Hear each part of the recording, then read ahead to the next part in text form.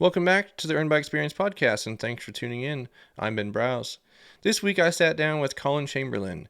He's a professional comedian and outdoorsman that enjoys bringing laughs from the stage and stories from the woods to YouTube. I think you'll enjoy learning how he blends both worlds. As always, I want to say thanks to everyone that shows support to the podcast. It really means a lot. If you don't mind, please press the subscribe and follow button on whatever platform you listen or watch on. It just helps us reach more people and get us more exposure. Really appreciate it, and let's get into it.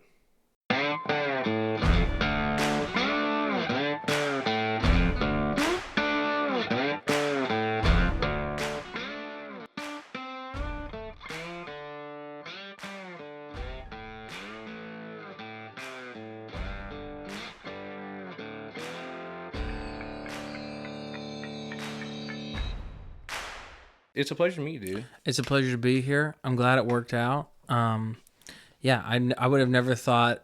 I've seen your stuff online, and I'm a fan. And I like we talked about before. I bought my bow from Dallas, so it was like I just would have never guessed that this was even here. This is amazing. It's unbelievable. Just a small little spot, dude. Yeah. Considering my in-laws are from the area, and this is 20 minutes from like a Sensations, like going down a coastal highway, and then you have this. It's really impressive. Yeah, I love it. It's just cool, man. We're just tucked out here in the middle of this little farm, and it's kind of cool. It's farm, and then it's outside of this is like big city looking field.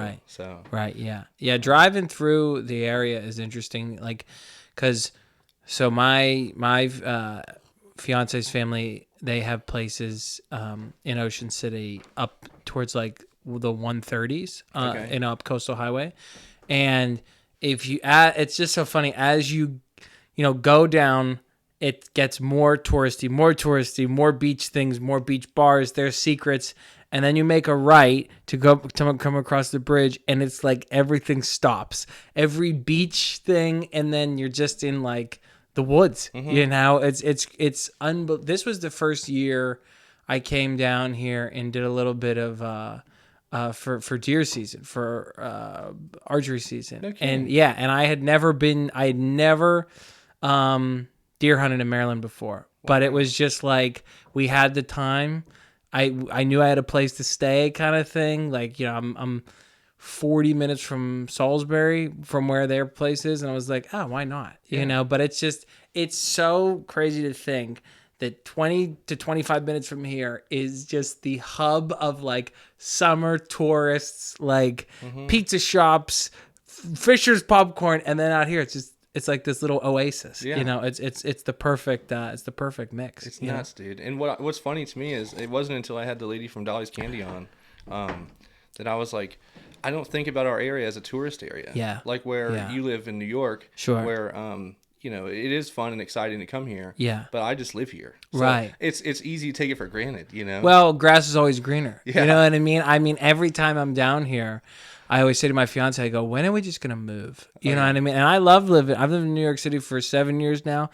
I love it. I for work, it's a necessity. But every time we come down here, I go, I wish we lived here. Yeah. And it's like I'm sure there are people here that go, I wish I lived somewhere else. You just like, you're never satisfied. Yeah. You're really not. And you got a guy like me where for the longest time, I was taking, I'm a gearhead at heart. So like my hobbies include like rock crawling in the mountains. Yeah. And I'm going to where Pennsylvania and finding these big mountains and rocks and stuff. Right. And I'm like, I've got to learn to embrace our area, man. It's just Absolutely. too cool. Yeah. And then traveling every weekend or, once a month even's a lot. Absolutely. But because you have kids. Yeah. I mean, anything. I mean, it's also now too, it's like, I don't know if you feel this way, but I travel every weekend at this point, minus a couple, but it is going anywhere is like such a hassle anymore. Like there is not an easy way to get anywhere. Yeah. If you get on a plane, forget it. If you're driving, it's like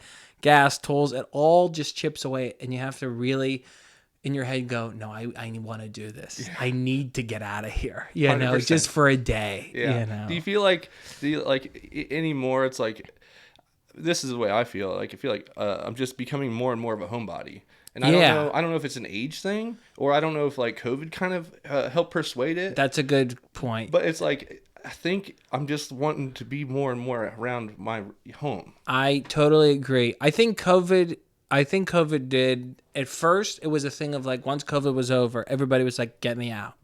I want to get out. And then like, when COVID hit, I was just hitting my stride in stand-up comedy in New York. And I remember thinking, okay, what am I going to do? And COVID hit, and then you are so cooped up at home that then as soon as it's over, you go back out, but you forgot how to be out. Yeah. People really forgot how to be out in public. Like everybody's getting too drunk. Everybody's like forgetting what to wear and how to behave. So then you go, oh, I could just do this at my house. Yeah. I can just have the things that I can watch whatever I want to watch. I can eat what I want to eat, pretty much.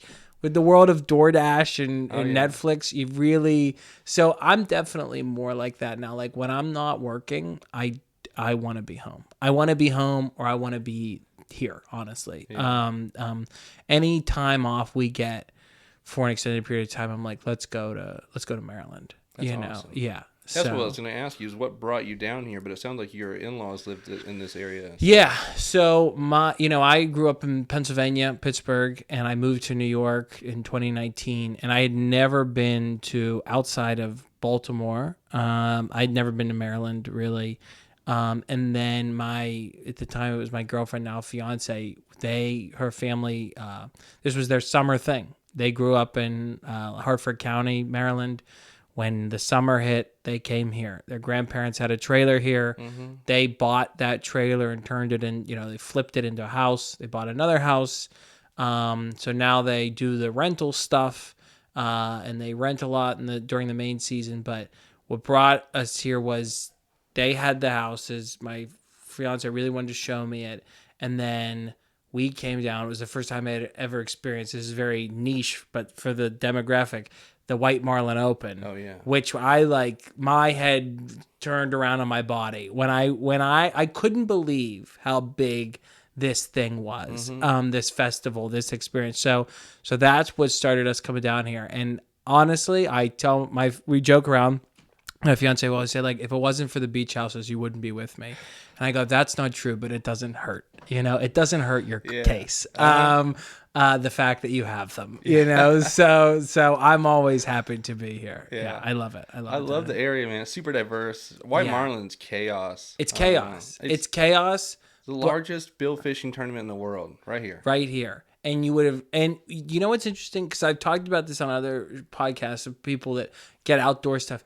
As soon as I say that, they know it. Mm-hmm. But if you talk to somebody who was just day to day, had no experience with the area, they had no idea. But then when you come here and you see the people, you're like, Michael Jordan's here? Yeah. Like, it's crazy. You know what I mean? Yeah. It's insane. It's the Super Bowl, you know? And then there's probably even more famous people that we don't even know about, like CEOs and like, it's big money stuff. So it's got to be people from all over that flock here. Right. Yeah. If Jordan's here. If he's getting a piece of the action, there's somebody else says like, I mean, just the entry alone, you got to have some sort of swagger to be participating. There's probably people that are running like, Raytheon or whatever, like are coming down here. So. What I like about that too is it's to that level, but it's also like the home guy, like where my father-in-law will fish it. Yeah. And it's like it's every playing field. So it's cool. Awesome. And it's just like, I don't know. More and more, we live in a world where it's so, we just talked about being like isolated, being in your home. There is something like there's a natural serotonin increase when people are just together rooting on something. Yeah. And when you're down there at what's it, by the Real Inn, where they come into Sunset. Sunset. And so when you're down there and they even seen a fish yet, and they'll go, we got on the radio, there's talks of a marlin, and people go nuts. Yeah. You would think they caught the fish. Uh-huh. And you're just like, when you're in it and you just kind of embrace it, you're like, I don't know why we're cheering. I don't know what we're excited for, but I'm excited. That guy's excited. Yeah. She's excited. we're all kind of having a good time together, which I love. I Yeah. love that stuff. So Yeah. it's a blast. It offers a lot of diverse stuff here, man. I'm addicted to the area. Yeah, so. I get it. What's badass is I've told it before. I've actually moved here. Okay. So I'm actually from Indiana. And, Oh, really? Yeah. What part? It's called Lafayette, Indiana. Yeah. So it's on the northwest upper corner. Yep. Yeah. Just a little dinky town, Yeah. And found my way out here. So I actually found my way out here from I met my girlfriend, or now my wife, and she was actually from here. Oh, nice. Okay. So, yeah, born and raised in Salisbury, and they find a way of bringing you here. Yeah, you know what I mean. I'm here. So it works. I'm happy. It worked out. Yeah. Yeah, dude. So, I don't know a whole bunch about you. Yeah. I know that That's you said that okay. you're a stand-up comedian. Yeah. And you're an outdoorsman. So I'm like, Yeah. well, we can be friends, dude, Right, instantly. yeah. So Yeah. I want to kind of unpack your background a little bit and Please. kind of for the audience, who you are and what got you into stand-up comedian. I say stand-up comedian. Right. What comedy? Comedy. Yeah, it's just interesting. Yeah. So Hell. yeah, Depending on who I you guess ask, it depends on which angle you're coming right. from. But Yeah. give us a little background on who you are. Yeah, and of what course. got you to where you're at right now. Yeah, so I grew up in Pittsburgh, just outside of Pittsburgh. Growing up, my passions were there's a place outside of Pittsburgh called Tuning, and it's essentially like when you grow up in Pittsburgh, if you don't have money, you go north for your vacation. Okay? You don't go south where it's nicer and warmer. Actually, go to a worse area. Okay.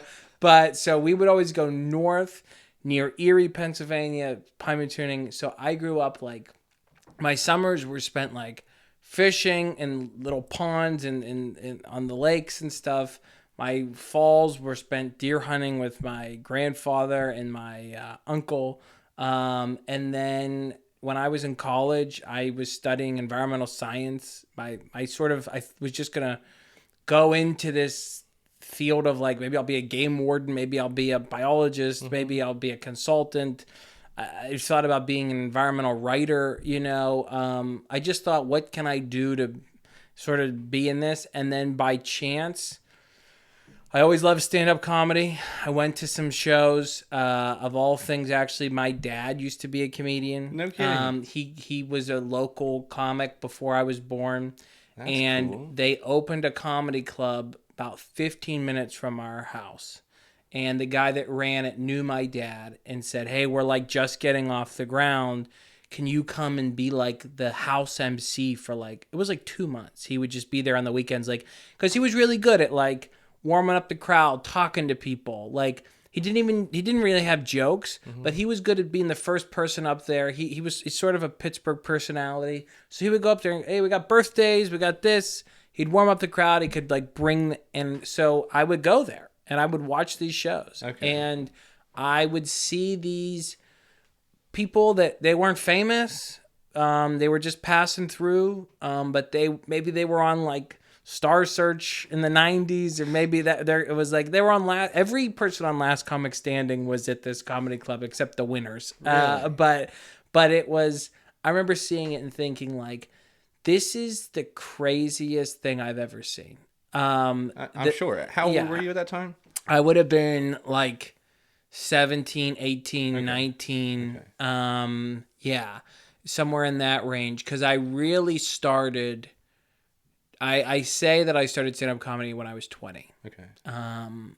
So it was I was going into my last semester of college. I had my whole plan of I'm going to do this. I'm going to get this job. My goal was as far out as I had planned was I wanted to eventually buy my grandparents' trailer in Pymatuning so me and my best friend Bill could live there and make bonfires. That was as far out as I had thought. It was real, legacy kind of money stuff here.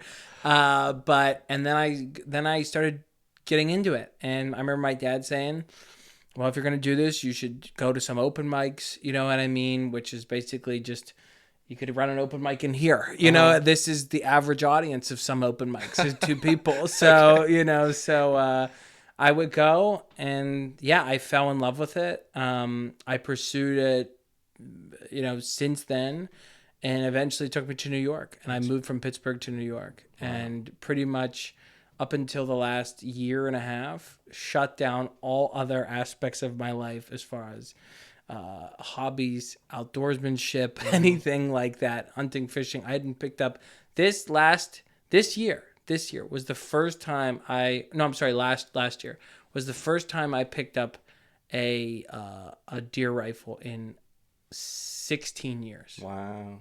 It That's was crazy. I had not it went from my grandfather's house to where my dad lives now after my grandfather died, and had not moved from those spots Wow. since then. 16 years sitting in the corner. In the corner, That's getting nuts. no attention. Wow. Yeah. Well, that's a cool background, man. Yeah. Super interesting.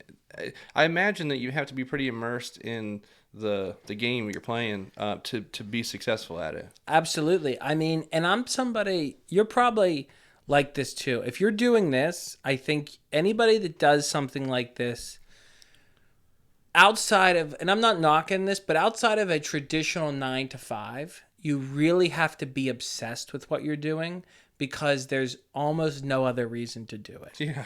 Like I didn't make any. I actually lost money most of my career when I first started. You know what I mean? It was a losing game to go and do some of these shows, but I was so obsessed with it that I was like, I just have to do it. You know what I mean? You have to. And when you have something that's more of a passion than it is a job, I think that's what gets you through it. You go, well, what else am I going to do? Yeah. I don't like to do anything else. Right. So you just do it. Yeah.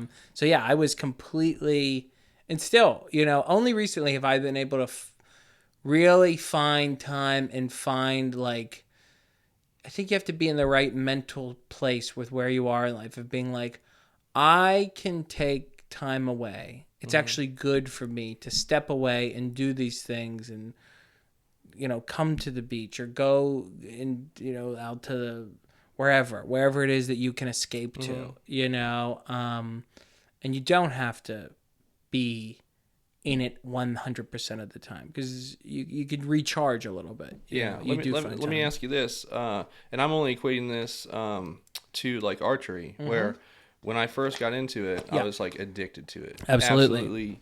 Just shot every day. Any ounce of free time I'd go out and get my bow. Right. And I was like afraid to fall off if I didn't shoot every day. Absolutely. But until recently, I'm like, all right, well, I'm pretty good, and I've been doing archery events and stuff. I forget what it was. I kind of like fell off the wagon, but I jumped right back on, and I'm like, oh, I can have a couple days off. Of course. Is that what it feels like to Absolutely. like you almost feel like you gotta, it's good to recharge, but it's also whatever.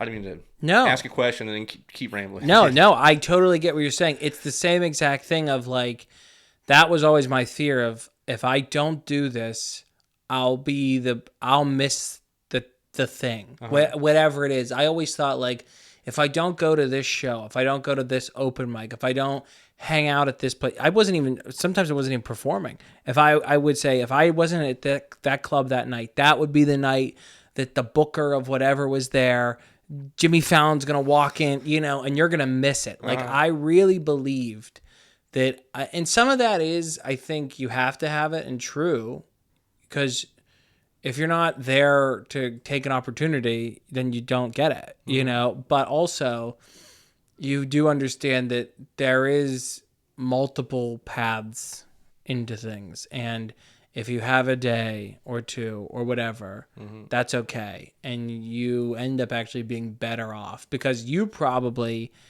I'm sure your schedule is busier now. You have kids, you have life and work.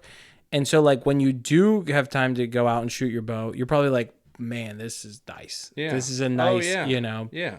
I also think that, like, for me personally, I'm always right where I'm supposed to be. Yeah. And, like, some opportunities find me because I was there, or I missed that day. Right. It's like, I feel like it's divine whether or not, and I don't know if that's like a philosophical thing or what, but I always just feel like it's going to find you, even if you miss the one opportunity, somehow it circles back. Yeah. And you find out years later that, oh, Jimmy was there, but Yeah. now I'm here, or whatever it means. Right. You know? Well, and also, how many things do you think you deserve in the moment and you should be getting in life, and you don't, and then time goes by and you go, boy, am I glad I did not get that then. Yes. Am I glad that that did not have you always think you should have the thing. Yes. If I lived my life like that, I wouldn't be with my fiance. I wouldn't be in the job I'm in, because when you want something, you want it so bad, but you really are not meant to always have what you want. Yeah. It's that want and the grind to get it sometimes is what means the most, or when you finally do get it, you realize you didn't even want it in the first place. It's a weird thing, and time does help with all of it. But that's kind of like the whole idea of the podcast was earned by experience, and you don't know until you know. Like you have to experience it to know whether or not it was for you or whatever. Insert whatever experience it is. But it's like that's what I'm trying to capture with the whole podcast. Like, you don't know what you don't know yet. You don't know, and you also don't even know that you're learning. So much of what I have learned as a person, as a comic, whatever, that is translated into other aspects of my life, I didn't even know. But you do so many things, and then you get to a point you go like, oh, like, yeah, that won't bother me. Or I know how to figure this out now because I figured all these other things out. I mean, I'm finding it out now, like going back out, like into the outdoors of all the things you want to talk about not knowing stuff. I mean, when I was 10, 12, 13, whatever, up to probably 15, 16 years old when I stopped hunting, there was no knowledge of what there is now. My grandfather went into the Pennsylvania public land woods every year in a red checkered Woolwich jacket, bright orange overalls. We would always be late. He carried a bucket that was his seat, that was the noisy. I mean, it sounded like we were carrying in a jar full of pennies. Like it had a metal thermos and everything you could do wrong. No one talked about wind. Oh, yeah. No one talked about thermals. Oh, yeah. And every single year he shot a deer, and it's just like, so now that I got back into it, you go on YouTube and you're like, Jesus, like, what am I, like, people are talking about all this different stuff. And you're like, it's overwhelming. So you don't know it. And then you just do it. And then you start to figure it out. And that's the other thing. You don't have to know everything. I don't know most things, and I'm still alive. You know what I mean? It's like I have found a way to survive, not knowing most things. I know a few things, and those things have helped me get other things, But it's like you just do it. There's no better teacher than, it's the show, experience. There's no better teacher than just doing it and figuring it out. Leading up to you coming on, like all morning I've been thinking about it, because I just go off the cuff. I have a little bit of notes I made this morning of just questions and things. But like this morning I'm like kind of immersing myself in like just this podcast. And I'm like, what am I going to ask? Blah, blah, blah. And dude, I'm thinking about it and I'm like, wow, it's crazy to me that I'm just figuring this out this morning as a grown man, that like and tons of people know this, but like people like David Spade and like Chris Farley and Adam Sandler and all these guys were all comedians before they were ever movie stars. Yeah. And it's like, I only know them as movie stars. Right. And then I find out that they were comedians and I'm like, well, that's weird. Yeah. It doesn't make any sense. But if you went up and talked to them and said, hey, I only know you from being Eddie Murphy as the Shrek, they would be offended. Right. You never knew that he had a whole comedy career. Eddie Murphy, arguably, you talk about people you don't know. Eddie Murphy and Steve Martin, arguably the most prolific stand-up comedians of their time. Oh, yeah. Eddie Murphy's Raw and Delirious, and then Steve Martin's... oh my God, I forget. It's him on the front with the arrow through his head. But both like legitimate rock stars of stand-up comedy that don't do it anymore, are only really just actors, performers. I have a sister who's 21 years old. She only knows Steve Martin from Cheaper by the Dozen. Yeah. And now what's the new one? Murders in the Building on Hulu. That's the only reason she knows Steve Martin. And how about Robin Williams? Right. I didn't even know he was a comedian until he died. Yeah. I swear. Yeah. That's a shame. Right. It's like we need, not that we need to, but it's like, I wish that there was like a thing that kind of gave them unless you, I guess they probably have like biographies and stuff, and books and stuff. You really care about that person, but unless you do the deep dive like Cat Williams and stuff, it's like, I never knew these guys were comedians, and they're killers, dude. They're funny as hell. I would say the Robin Williams documentary on, I think it's on HBO Max. I think it's Robin Williams Come Inside My Mind is fascinating. If you're a Robin Williams fan, I would highly recommend it. But yeah, a lot of these people start out, but it's interesting that you don't know. And I think now because of the internet and social media, like stand-up comedy and podcasts are so big. But there could be an argument to be made of, would those people be where they're at if they had the ability to show everyone at first? You know what I mean? Because there is something about failing in anonymity. And now it's like you have to feed this content beast that you put everything out there. So it's hard to say if they would be where they were if people had known them more. I mean, it didn't stop them. There were, Eddie Murphy's a trillionaire. He's the voice of Shrek, or of the donkey in Shrek. He's doing okay, know. I just think it's interesting that, like, how you were saying, like, you don't know about the hunting, or like your grandfather involves his hunting and stuff, and it's like, I don't know. It's just interesting though that like everyone seems to do that, Yeah. But then just not knowing. You don't know what you don't know. So him wearing his flannel, it's or I'm equating it to me not knowing who these people were. Right, yeah. But it's like that's what's wonderful about this life, I guess. Is like we slowly figure it out, and there's no right and wrong way when you learn it, I guess. Right. And you figure it out when you're supposed to. And it leads to other things. Yeah. You know what I mean? Like, I didn't know I was gonna take the path that I took, and luckily I did, and here I am. It's like it's interesting, dude. Yeah. What's comedian? Like, what's I keep saying comedian. What's comedy look like? Like when you first got into it and you moved to New York, like what's it feel like, or what are you thinking about, or what are you doing to get into these places, or like how do you even find them? Yeah, that's a good question. Seems like it's an undercover type job or a thing. Well, you know what it is? It's like when you're in the world, it's all you get. It's all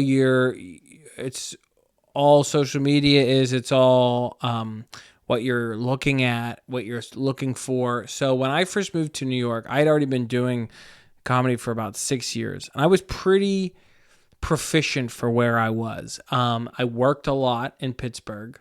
I was a regular at the Improv there. And I was working a lot on, like, in sort of they call it like the fire hall circuit. Like, it's like every Moose Lodge, Elks Lodge, VFW has some sort of comedy night fundraiser thing. And I worked every single one of those in Western Pennsylvania because I had a car. I was like reliable. I could do the time, and I was clean. So they could use me. All these like bookers could use me in all these places. And then I moved to New York thinking like, I'll probably just move to New York, and I'll probably grind it out for a year, and then I'll probably get famous. And then once I do that, I'll buy my parents a house and retire. Like, sort of had it all planned. And then you get to New York and you're immediately punched in the face of the reality of everybody's here trying to do the same thing as you. And there are people here that are way better than you, and they don't have what you want. So you better get ready to work. And you better get ready to be humbled. I remember, like, in the comedy world, hosting is always like the first job you get. You're the first on the show. You have to break the ice of the crowd. Really, it should not be the first, like the greenest person, but somehow it is. And I hadn't hosted in a long time. And I remember first moving to New York and somebody was like, do you want to host my show? And I was like, host? I'm not a host. And then thinking like, oh no, I have, like, this is all I can get. Like, if I don't do this, I will never. And I did unpaid spots. I would go to shows not booked, hoping somebody would not show up. And just maybe the guy that ran or the girl that ran the show would be like, "Oh, Collin, do you want to go up?" Really? It's if anybody in this life feels like they have a problem being too confident or they have a problem with their ego or humility, I would implore you to pursue stand-up comedy for 6 months. And after that, you'll go, okay, I have been put in check. I'd like to go back to my life now where it's happy and safe. It's crazy, but I was fortunate. I moved to New York with one of my best friends, who's also a comic still, and we had each other.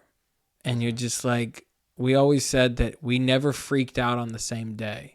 Had we freaked out on the same day, we wouldn't have stayed. Yeah. But I always freaked out on the days he was feeling good, so he could calm me down. That's a good yin and yang there. I think that's the other thing you have to have with whatever you're pursuing is you have to have somebody to keep you in check.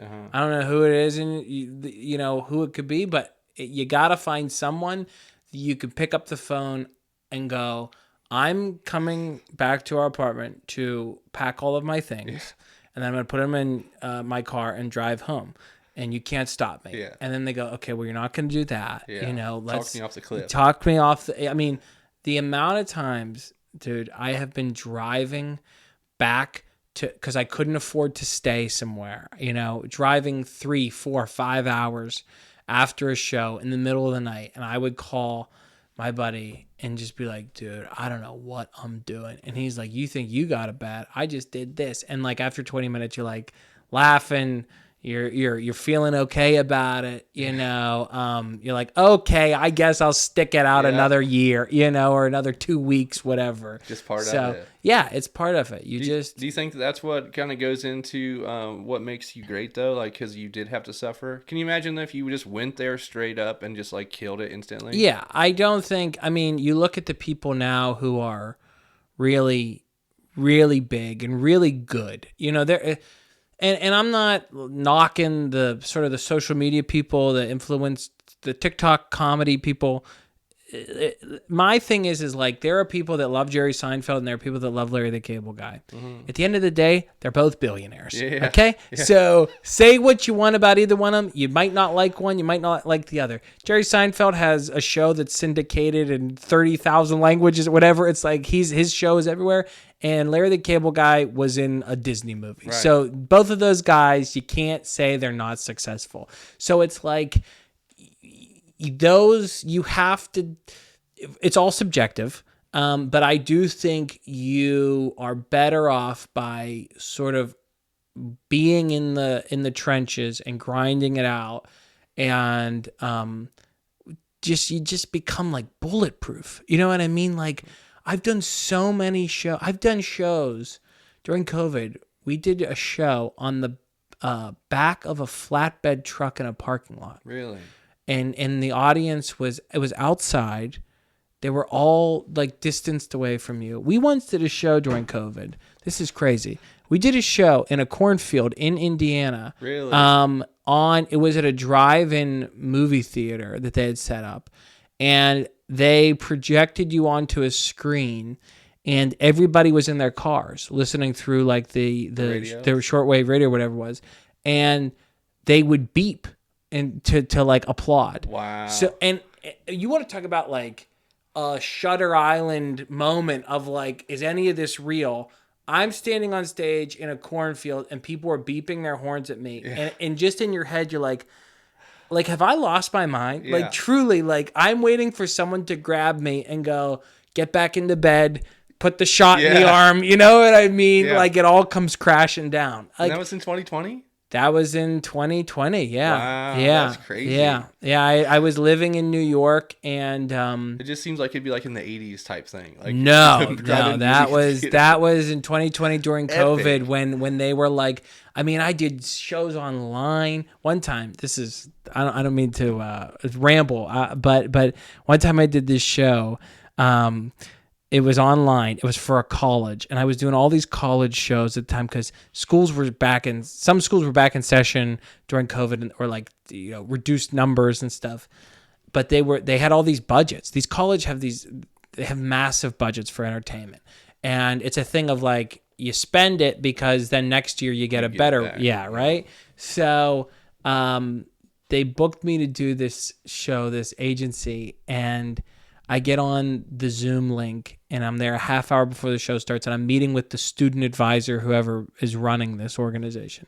And I'm like, hey, we'll start the show at 8. I'll do 45 minutes to an hour. The only thing I would ask is like, if you have people joining on Zoom that they unmute and turn their cameras on. I'd like to be able to see people, hopefully hear them, and they go, oh no, there's no one on Zoom. I go, wait, I don't understand. They go, we have students in session, but we can't bring in any outside entertainment physically. So we're projecting you onto a screen in the student union. And I'm like, I go, who am I going to hear? They go, nobody. And I'm like, but do you understand that this is a call and response art form? I am like basing my pacing, my timing, my whole thing off of talking to the audience. They laugh, I pause, I continue, right? And they go, well, if you need anything, the AV guy will be on screen. I'm like, great. Pretend. Right. So I did an hour of material to basically silence. That's of like, crazy. And I started thinking in my head, you start questioning yourself. You go, did I already say that? Like, did I, wait, have I, cause you're just going through the stuff in your head and you're like, I feel like I've said that already, but I don't know.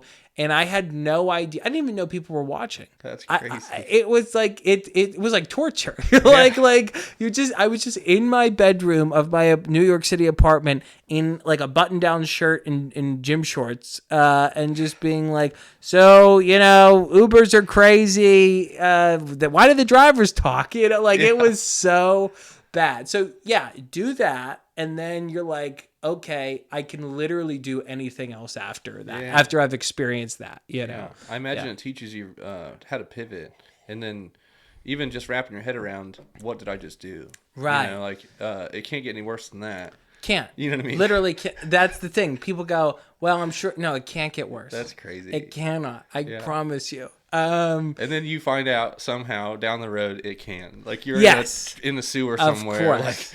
Dude, I have done shows. I did a pool party one time where I was performing at the edge of the pool. People were swimming while I was performing. A guy saw me at a club and was like, I love you. I want to hire you for this party I'm having. I'm like, I'm in.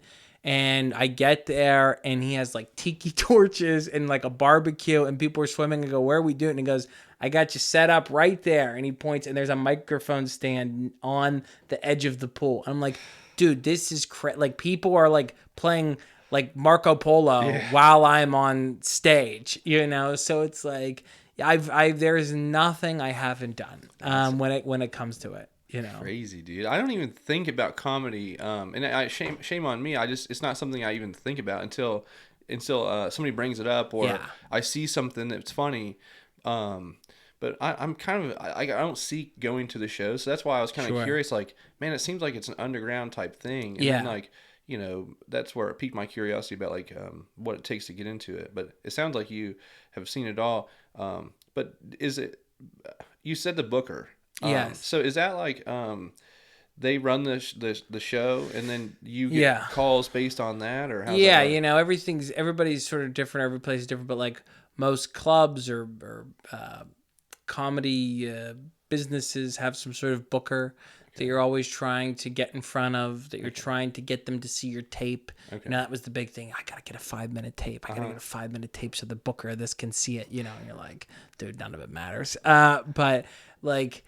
So yeah, I was just always chasing a booker of whatever club and emailing and whatever. And then sometimes you get in with one and they really like you and then they use you a lot, So I've been fortunate. There were people that when I was first starting out, they took a liking to me and they knew that I was reliable and they would just call me a ton, Awesome. And a lot of it too was just like, you have a car, you're not going to be late. Can you pick this person up?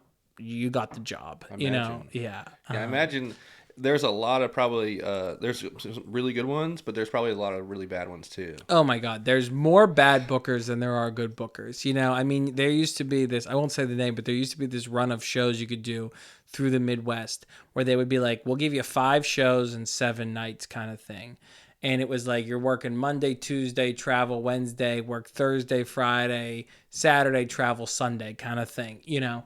And they would put you like, one night you would be in an Elks Lodge. The next night you would drive, you know, you drive 4 hours the next day, and then you'd be in a lobby of a hotel. And then the next night you'd be at like a fundraiser, you know, so, and then you would, at the end of it, you go, all right, you get my check. And it was like $500. And you're like, wow, I just made $500. But then when you do the math, you're like, I just made 500. You're like, I just spent the last like 36 hours driving. 4 days of my life have been like in a condo with somebody else, and I get what, 500. You know, it's not even $100 a show at this point. You know, like it really doesn't. So yeah, there's a, when you're young and naive and everything's romantic and you're like, I'm making it, I'm in showbiz. It's, you could take advantage of a little bit more, and then as you get older, you're like, I'm not gonna do that. I'm not gonna do that anymore, unless, I always say like, the lesson I learned was just ask for more money, and you either get more money and you have enough money to where you can swallow your pride and do the show, or you don't have to do it, you know? So it's like, you go, okay, you want me to do that? Give me this much. No, fine. I'll stay at home. I'm okay. I'll be happy to stay at home that night, you know? So. Yeah. I think there's something to where like you're young and dumb, and it creates this old and wise, like, you know, where you had to do that to get to where you're at. Yeah. You know, and it's also, if you're not that you have to be young per se in years, but if you're not young in the business, right? If you're not young and sort of rosy-eyed in the business, you would never do it because it's too hard. These things that people pursue, these passion projects, they're too hard when you first start out, that if you don't sort of romanticize it, if that's not how you justify it, you wouldn't do it. Like, you know, if you got a job at a bank and the first 3 days you came in, somebody in line yelled at you, like heckled you, you would be like, I'm not working at this bank anymore. It seems to be we have a security problem. People just come in and yell at me. Yeah. But if you're a stand-up comic and your first 3 shows, people yell at you, you go, that's okay. They heckled me. I'll figure it out tomorrow. Yeah. You accept it. You know, I can't imagine, dude. It's got to be tough because you're already in your own head too. You're like, am I supposed to be here?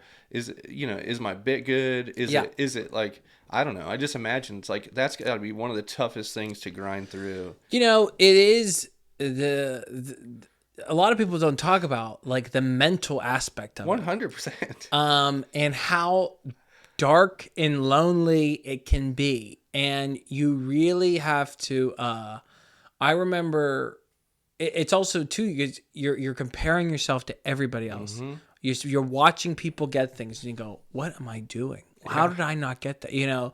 And then you're watching people like blow up and make a lot of money. And you're like, oh my God, I'm never going to make it. Like, and on top of that, you're at a Radisson in Columbus, Ohio by yourself after a terrible show. And you're like, okay, I guess I'll eat my chicken tenders in bed, you know, like tonight, and then tomorrow maybe I'll get the burger. Like, it's like, it's really not conducive for like a healthy mental health life, you know, to be trapped alone. And like, I remember a really astute scholar, my 21-year-old sister told me this. She goes, comparison is the thief of joy. And I'm like, wow, you really surprised me by saying that, considering you're also the same person that got blackout drunk in Nashville and fell over in the street. But that every book has many pages, you know what I mean? So I'm like, it's hard to believe that's coming from the same person. But she was like, I remember she said, comparison is the thief of joy. And it's like, that is the truest thing when it comes to this kind of work of like, you really have to just go, I'm locking in on my thing and I cannot worry about what other people are doing. It does me no good. And only when you get older do you get to a point where you're like, I'm okay. I want certain things. I'll chase certain things, but I can't let it dictate all of my emotion. You know, I mean, when I was younger, my life revolved around how good or bad I did on stage. If I did bad on stage, I was absolutely miserable until my next show. And if I did good, I was really high up on it. Oh, I yeah. was on top of the world. But then you have one thing that sets that off, and then you come crashing down. So it's not a sustainable way to live, especially if you want to, pursue a relationship, Yeah. pursue a hobby, have a family life. Like, this is all things that are not ideal for other people to be involved in. So you really you have to go through that and then go, okay, it's all right. Let me focus on my stuff, Yeah. Yeah, I always say I paddle my own canoe. Yes. And I don't know if it was an early thing where the comparison is a thief of joy. I think that's like a quote.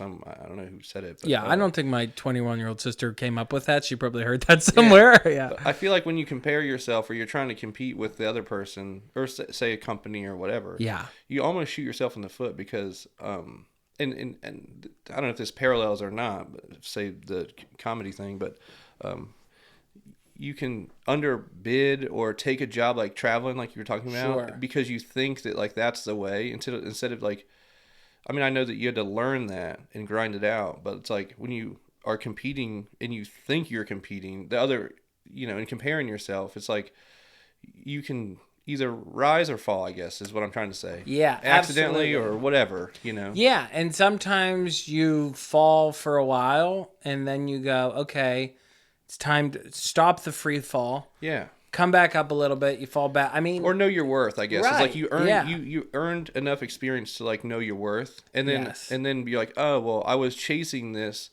You can get caught up in like chasing it to compete with the other person, or you can chase it for yourself. Yeah. And then like feel true fulfillment or joy doing what you're doing for you when you stop comparing yourself. Right. Does that make sense? Yeah, That's what I was trying to absolutely. say. Bring it full Absolutely. circle. Yes, You yes. like you might shoot yourself in the foot or underbid it or do it for Right. nothing, and I don't know. Yeah, yeah, you have to go through it to know because you don't know what you don't know. Yeah. That was really profound. But I say that all the time on here, dude. Yeah, I don't mean to.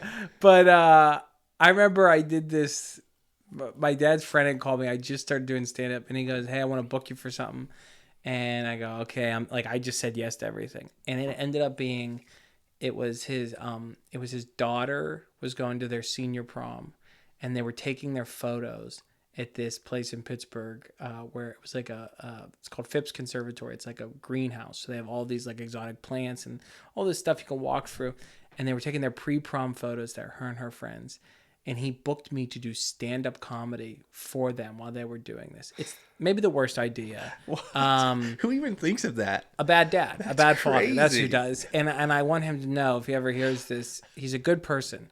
But that was the worst idea he's ever had in his entire life. Not only was I unhappy, his daughter was mortified because they get out of this big black Escalade and I'm sitting there and he walks up. They're all in their gowns and like the dudes are in tuxedos and he's in a tuxedo because he's driving them.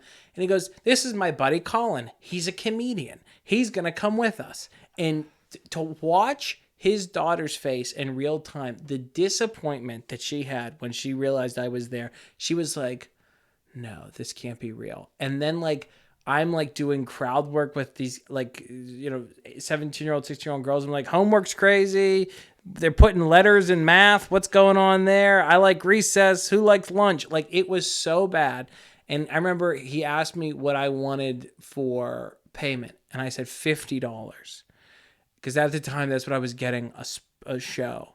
And he was like, "Yes, I'm in." And I realized I had made a mistake at that point when he easily agreed to the price. And I did that. It was so awful. I remember how I wrapped it up was I was like goofing around while they were taking pictures at one point. And one of the moms came up to me and she goes, "I think we're done." I was like, "Okay, I'm out of here," And then the worst part was we all had to get back on the same elevator to leave. So it was just like dead silent. But I had another show later that night. And I go to that show and there was this older comic who was there, who was very good to me when I first came up. And I saw him and he goes, "Where'd you come from?" And I told him what I did. And he's just shaking his head laughing. And he goes, "Next time, ask for all of the money." I go, "What do you mean?" He goes, "No, all of the money. Ask for as much money and then work your way down if you have to, because how much money would you have, you just told me this, how awful this was. What's the number that would make it worth it? And I go, I don't even know. He goes, neither do they. Yeah. Neither do they. He goes, so just ask for all of it next time. But it's like, that's the thing. He knew. Yeah. He knew what his number was. He knew because he went through it. And now he was watching me do the same thing. And he was like, now you know. That now sounds you know. painful, dude. It's painful. What do you do? Like, could you have just like showed up and read the room and be like, "All right, I'm not doing this." Like, I feel like that's something I would do. I'd panic. I guess so, but I'm such a, I think most people that get into this kind of line of work, they're natural people pleasers. We don't necessarily get into it because we want to make people happy. We say yes. I would have felt really bad about not doing it. It was also sort of like there's an ego thing of being like, I can figure this out. Okay. I'm sure I can do this. Okay. No, you can't. Yeah. You know what I mean? Well, it's like, no, you stupid idiot, you can't. It's interesting though. Like, I'm a more reserved person. Yeah. I would have, say, if I were even ballsy enough to be a stand-up comedian, right? I would have been. I say this naively, I don't really know this, but I assume that if I was in that position, I would have done what you did. Yeah. But I feel like I would have read the room and like, I can't, I'm gonna scar these people. Yeah. I can't do it. No. No amount of money's worth that. Right. know? Especially $50. Like, I think I spent $10 on parking. I'm like, I'm not making all of my $50 at this point. Yeah. Man. Yeah. It was crazy. That is crazy. You've seen all kinds of kinds. Yeah. It's interesting though that the things that people will hire you to do. Absolutely. Like you probably get random calls all the time, like for office parties. Yeah. I'm making it up. But it's yeah. I don't think about it. I wish I'd thought about it more. And hopefully now that I've been exposed to you, I'll consider. It's also one of those things where it's an undercover job. Yeah. I think about it all the time. Like, what other undercover jobs are out there that I don't think about? Sure. Right. Unless I knew a booker or something. Right. I mean, I've done pool parties, birthday parties, the prom thing. I've done fundraisers. I did a fashion show once where they didn't even want me to do stand-up. They hired me to mingle with the guests. Really? They were like, they go, last year we had a magician and this year we want to have a comedian. And I go, do you know what the difference between a magician and a comedian is? Is they have things they can do. They have tricks. If I show up to somebody who's eating like steak bites and I'm like, hey, what's going on? They're like, who are you? Like it doesn't, but I've done, you get asked to do all these crazy things. But yeah, unless you know about it, you don't really know that that's what's happening. I didn't know when I started what the possibilities were. I didn't know what I would be doing, never really considered it to be a job until after I've really got into it. It was just always something I was like, maybe I'll just pursue this, but I'll have to do something else. Yeah. How is it coming up with like material and like writing the stuff? Because it's all just what's in here. Yeah. I mean, that's the one thing I think as you get older in this business where like there's certain things you just always will love. Like I still love writing. I love making new material, making new jokes. I like the idea of sitting down. I write by hand. So I like the idea of sitting down and writing on a legal pad, and just sort of stream of conscious. Like I have an idea and then you write that down and you go, well, where can I go from there? And then I like the process of like, oh, I did it this night and this part worked, this part didn't, and this part worked. So I lose the middle part. I put it together. Now I added this thing at the end. I really like that process. Some people don't, and some people are better at like generating material while they're on stage. I mean, I worked with like some amazing improvisers. They can go up there with you would say go up there with earned by experience, and they would go and do 20 minutes on those words. And it's unbelievable. Yeah, I'm not like that, but I still love the idea of like, I'm gonna sit at my desk, I'm gonna write this out, and I'm gonna take it out there and see what happens. So that's always is what's worked for me. It's super creative. Yeah, I love seeing or like listening to like Ron White or something. And I'm like, some of the things that they'll say is so freaking hilarious. Yeah, and it's like about it could be about a pen or something. Right. And I'm like, man, it's a story about going and buying it or something. And it's Yeah. like, man, how do they think?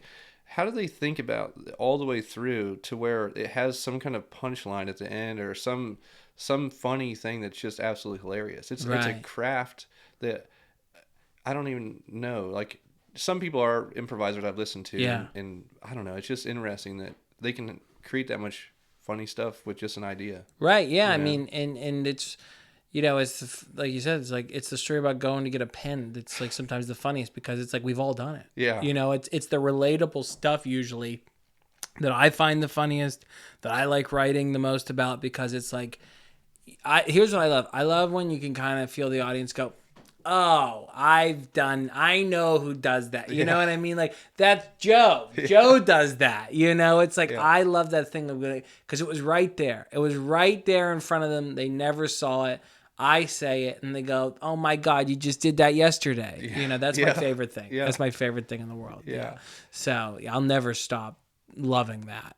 Yeah. Yeah. Is there ever a comedy? Because I'm not like the smartest person, and it takes me a second to like get stuff understood and like process information. Yeah. Is there ever jokes and stuff that like you just find like too smart for a crowd? I have not had that problem. Now, I will say it could be my material, but I have not had the problem of talking to a highbrow to an audience. Okay. I have definitely had things where I've been like, this is gonna kill, and then I get up there and it doesn't. I'm like, whoa, boy, did I not read that? Yeah. You know, and then you sort of question everything. You're like, do I even know what I'm doing? Right. What's really funny is you'll write a joke and the part that you thought was not the funny part gets a laugh, and the part that you thought was funny doesn't, and you're like, oh, I would not have known that unless I said it to those people. Yeah. And then they told me with their laughter, the formula was flipped, Yeah. you know? So that's really interesting. But yeah, I've never had the thing. And again, it's just like, I write about my life, my relationships, my interactions in the world. I'm not really, I'm not writing about anything too highbrow, I will say. Yeah, well, I guess my segue to that was I wonder, you brought up Larry the Cable Guy earlier, and I think about them a lot, and Jeff Foxworthy, because I grew up in, you're probably the same age as me, right? 20, or you're probably 30? 32. Okay, yeah, 32. I'm 35, yeah. right? Okay. We kind of grew up with that stuff. Sure. And I always wondered how they got so explosive. Like, it was the funniest stuff I've ever listened to in my life. Yeah. As a kid, but then it kind of, like, for me, it kind of tapered off. I didn't really follow comedy, but it was funny as hell at the time. Yeah, right, yeah. And all those tapes and VHSs and all that stuff. Yeah. But, where theirs was like, I guess what I was going with that was like common ground with most people. Right. Just regular Talking home about Walmart. Yeah. You know what I mean? Yeah. Ron White's talking about getting thrown out of a bar. Yeah. Who hasn't done that? Yeah, right. It's like I most guess- people relate. Yeah, I guess as long as it's relatable, it's probably funny because we've Yeah. all done it. Yeah. Or it brings back that memory of the thing that was funny at the time that we can relate to that story. Yeah, exactly. I mean, and there are people that are really high level comics that can talk about things that I've never experienced, but I still find it funny. Yeah. That's just a magic trick of its own. But yeah, I mean, you look at the people that are successful, and somewhere in there is some sort of thing of people can connect to it. Yeah. They go, I get, and it's either a connection of like, this has happened to me, or it's a connection of, oh, I wish I could say that, but I can't, or oh, I've had that thought, but I don't express it, Yeah. But there's some sort of connection to what people are experiencing, in there. It's interesting too. You said a minute ago that you did clean stuff. So like you're kind of bound by like that kind of puts you in your lane, I guess. Where like I think about other comics that are all cussing and they're super obnoxious and making up jokes about, body parts and things. And it kind of dictates where you might be at. Yeah, I mean, I never did it intentionally. I just sort of naturally fell into it. Really what kept me being clean was when I started, my dad would come to a lot of shows. Oh. And I didn't want to, I was like too embarrassed. I was raised like Irish Catholic and my mother's Italian. So it was like, no one even knew I had a girlfriend for a year. You know what I mean? Like everything was like, you don't talk about certain things. And so it's like, I just didn't want him to hear me say those things. Makes sense. And then you get into it, and now it's just like my style. Not necessarily how I mean. I have a life, and I get upset, and I cuss outside of my life. For But sure. it's like I just get into it, and then now it's a thing of like I really like the challenge of it. I like the ability to be like. I also like that I could like talk to anybody. There's something about going. Yeah, you could watch my stand up with your parents. You could watch it with your kids. You could watch it with your grandma or your grandma, and it's like they're not gonna be upset. Which again, some people are better at pushing the boundary and the envelope than I am. That's just not what I do. Yeah. And so you do your thing. Yeah. So yeah. Not that I mean, it's just my outside opinion, but it's like, and not to hate on anybody that's say that like they have dirty jokes too. Sure. It's fine, but I get from all angles where you come from, and it's probably nice where you can be more diversified and follow that lane too, where there might be opportunities over there that might not be over here. Absolutely. So, I mean, from a business standpoint, being clean has gotten me things that I wouldn't have gotten if I wasn't. I've gotten corporate gigs. oh yeah. So people have hired me for office things and where they want very, clean, not political. Fun. And it's like, yeah. And so I've gotten good money from that.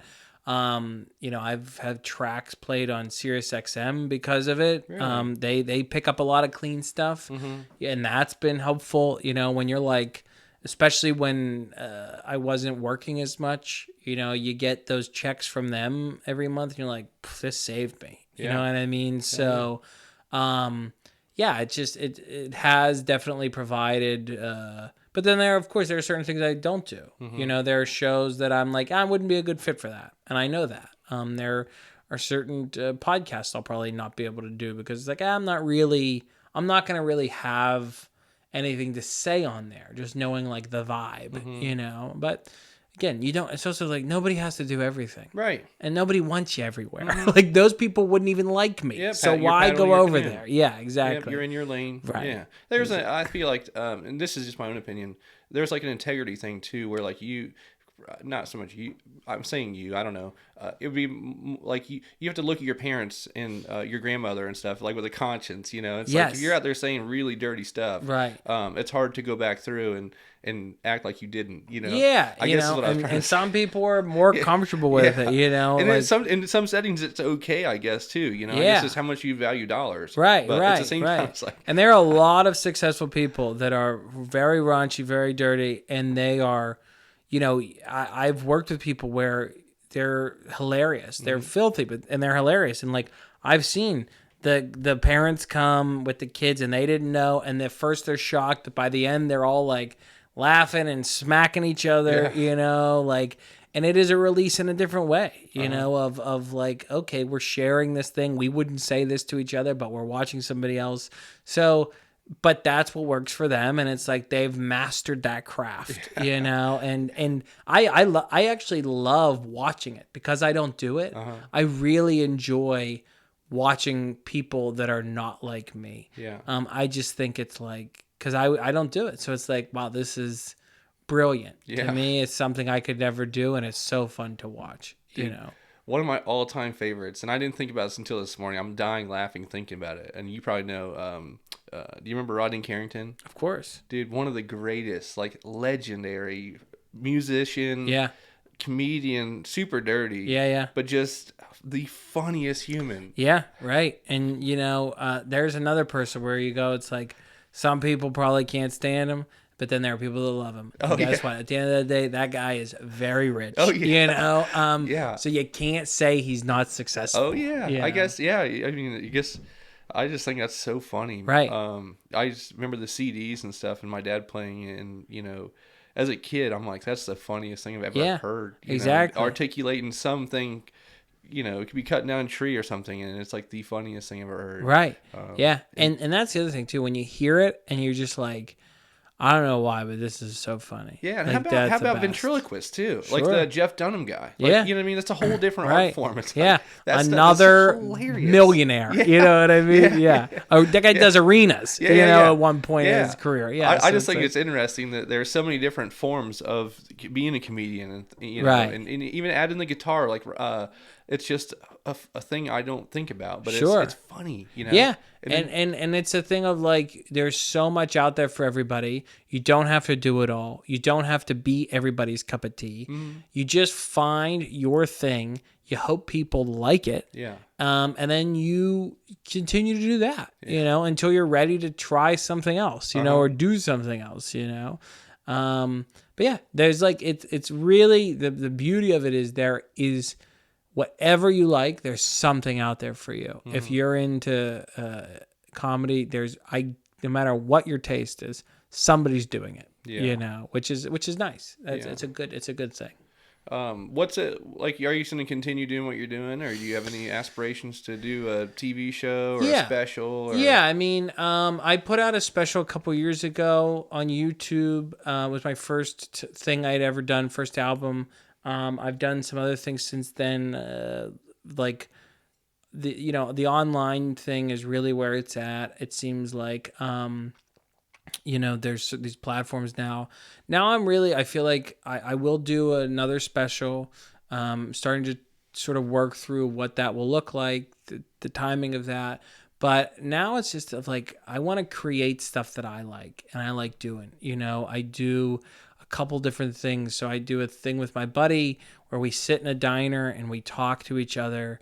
This video series, it's called Booth in the Back. And it is a blatant rip of every scene of Seinfeld where George and Jerry are in the diner. We are unapologetic about it. Okay. We both are huge Seinfeld fans. It was like the show was like, to us, the epitome of sitcom television. Yeah. And we always loved those scenes, and it's how we interact.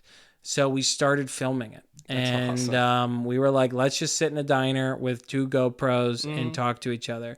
We just shot like a 3-camera, a special of that'll come out in January. And then, I would say I fell back in love with like the outdoors these last couple of years.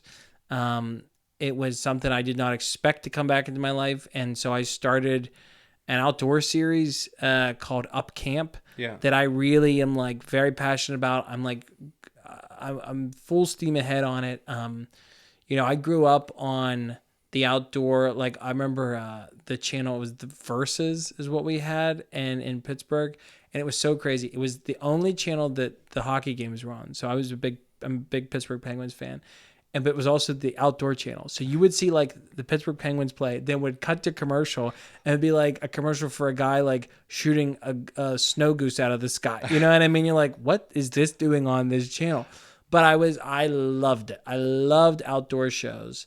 And I was out of the outdoors for so long. And then so really coming here got me back into it, coming to Maryland. So I started the goal of like, I want to make the funniest outdoor show. My biggest complaint about all these outdoor shows now and all these outdoor people is they're great, but none of them are funny. They're not funny, and they don't, it's not realistic. Yeah. Every one of these, I don't know if you're into it or your listeners, but like the big ones, you know who they are. It's like it rhymes with Schmeeder, you know what I mean? Yeah. But like you watch them and it's amazing. They're shot beautifully. They're like, this is the hunt of a lifetime. 99% of people do not get to do that. They're like getting to the woods late. They're fighting with their wife on the way. You know what I mean? They have to leave early to pick up. It's like, so my goal was like, I want to make a relatable, funny outdoor show. I like it. So I started this a couple months ago, and it was just like, I want to do a thing where I'm like relearning all this stuff.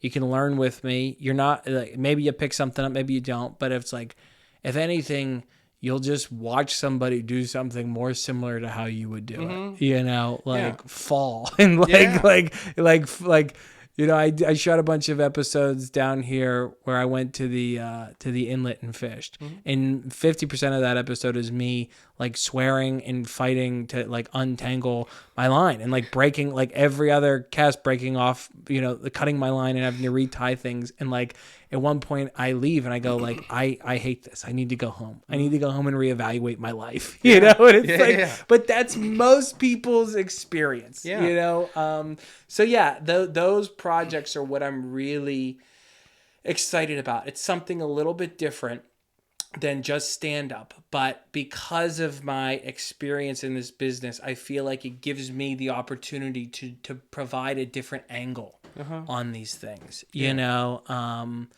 and it's something different to do. There is something nice about like exercising a new muscle, you know.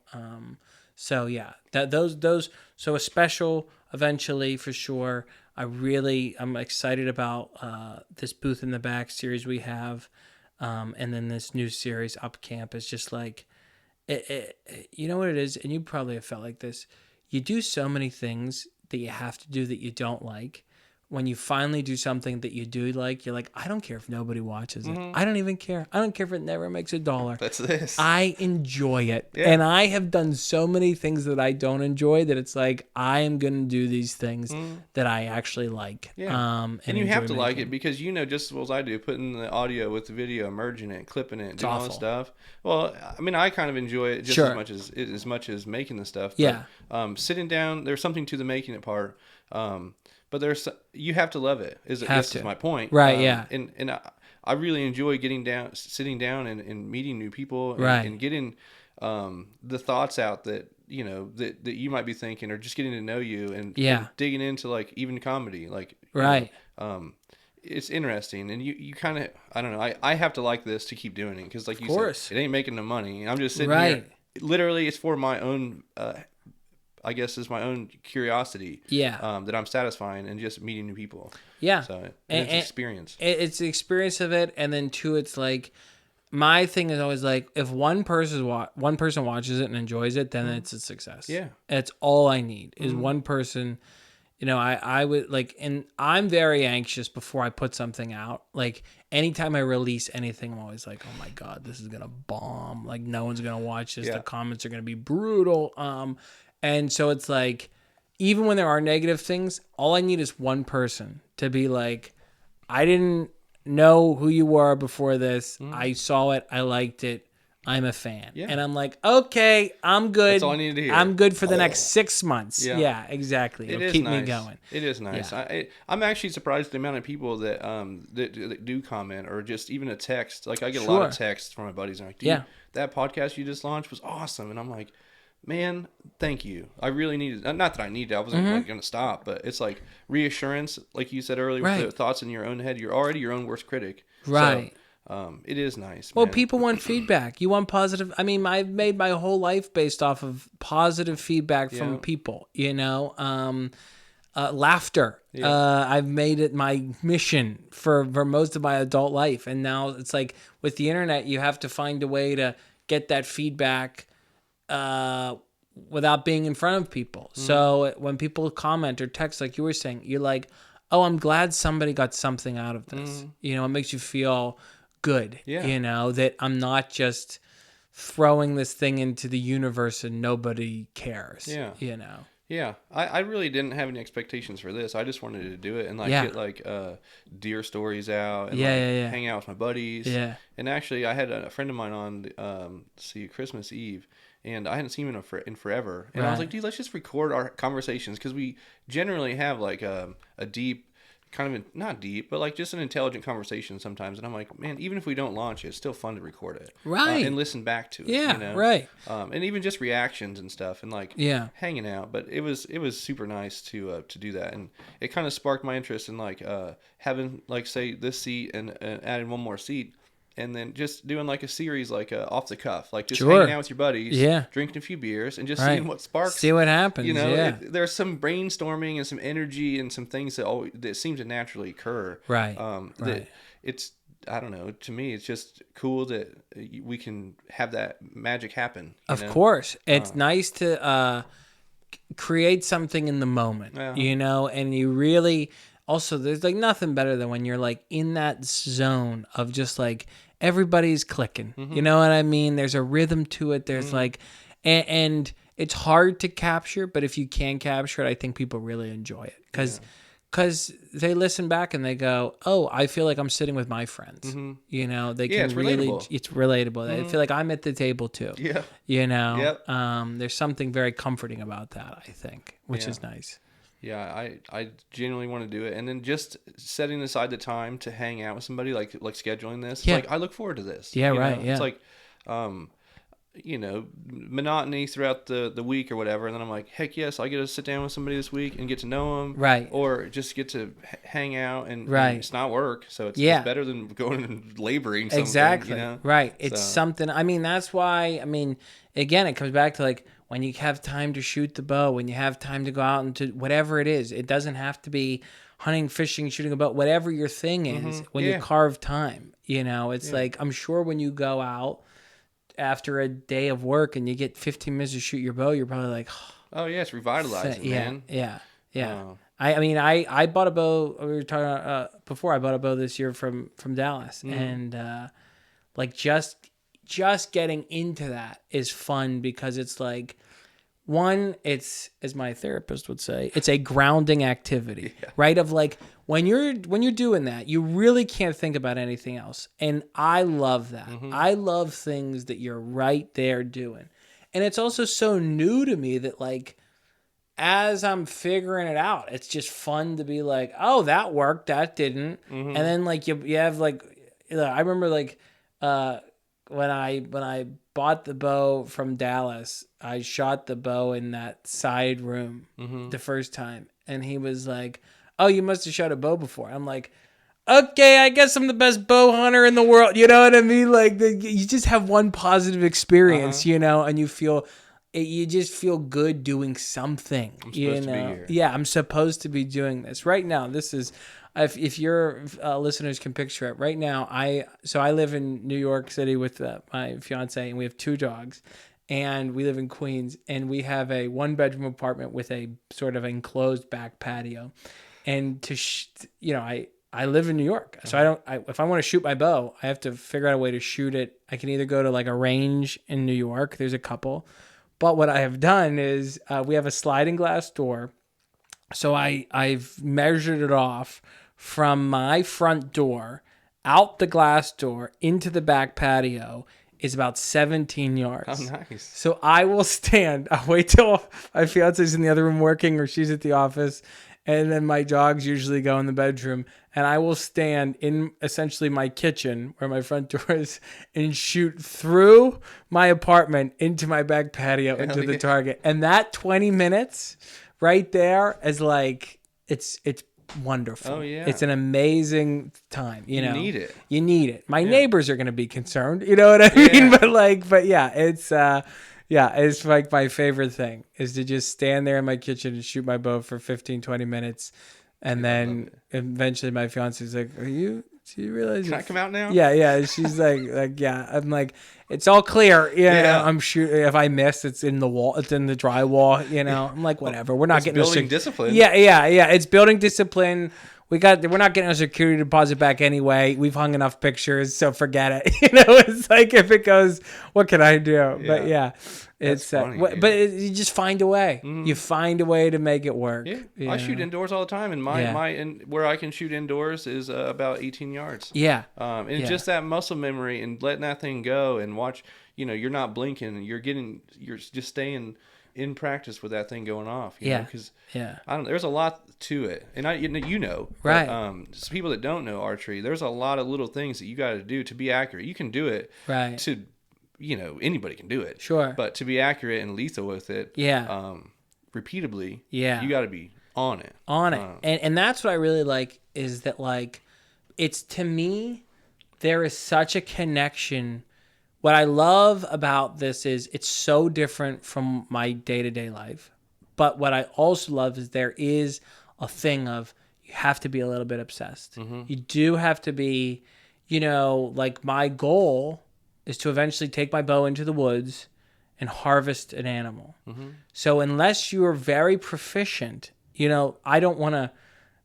To me, the worst thing you could do is, shoot a deer and it's non-lethal, right? Yeah. And then like you're in your head of like, oh my god, like I wouldn't be able to come home. Mm-hmm. My fiance, if I couldn't tell her, she's always like, please, whatever you do, like, don't bring the problems into the house. You know what I mean? Like, so if I couldn't, it would be awful. So it's like, you have to be so obsessed with it that you're so confident and proficient that when the time comes, much like comedy, you have to be so confident that when it comes time to take the shot, you're lethal. And that's what I love about it. It's like a comedian that's lethal, a bow hunter that's lethal, an outdoorsman or whatever. I love when you really can like start to master a craft. It's so fun for me. And you can't shortcut it. Can't shortcut it. It's reps over and over, and it probably parallels with everything. Just like my business, your comedy, you have to be in it every day to be good at it.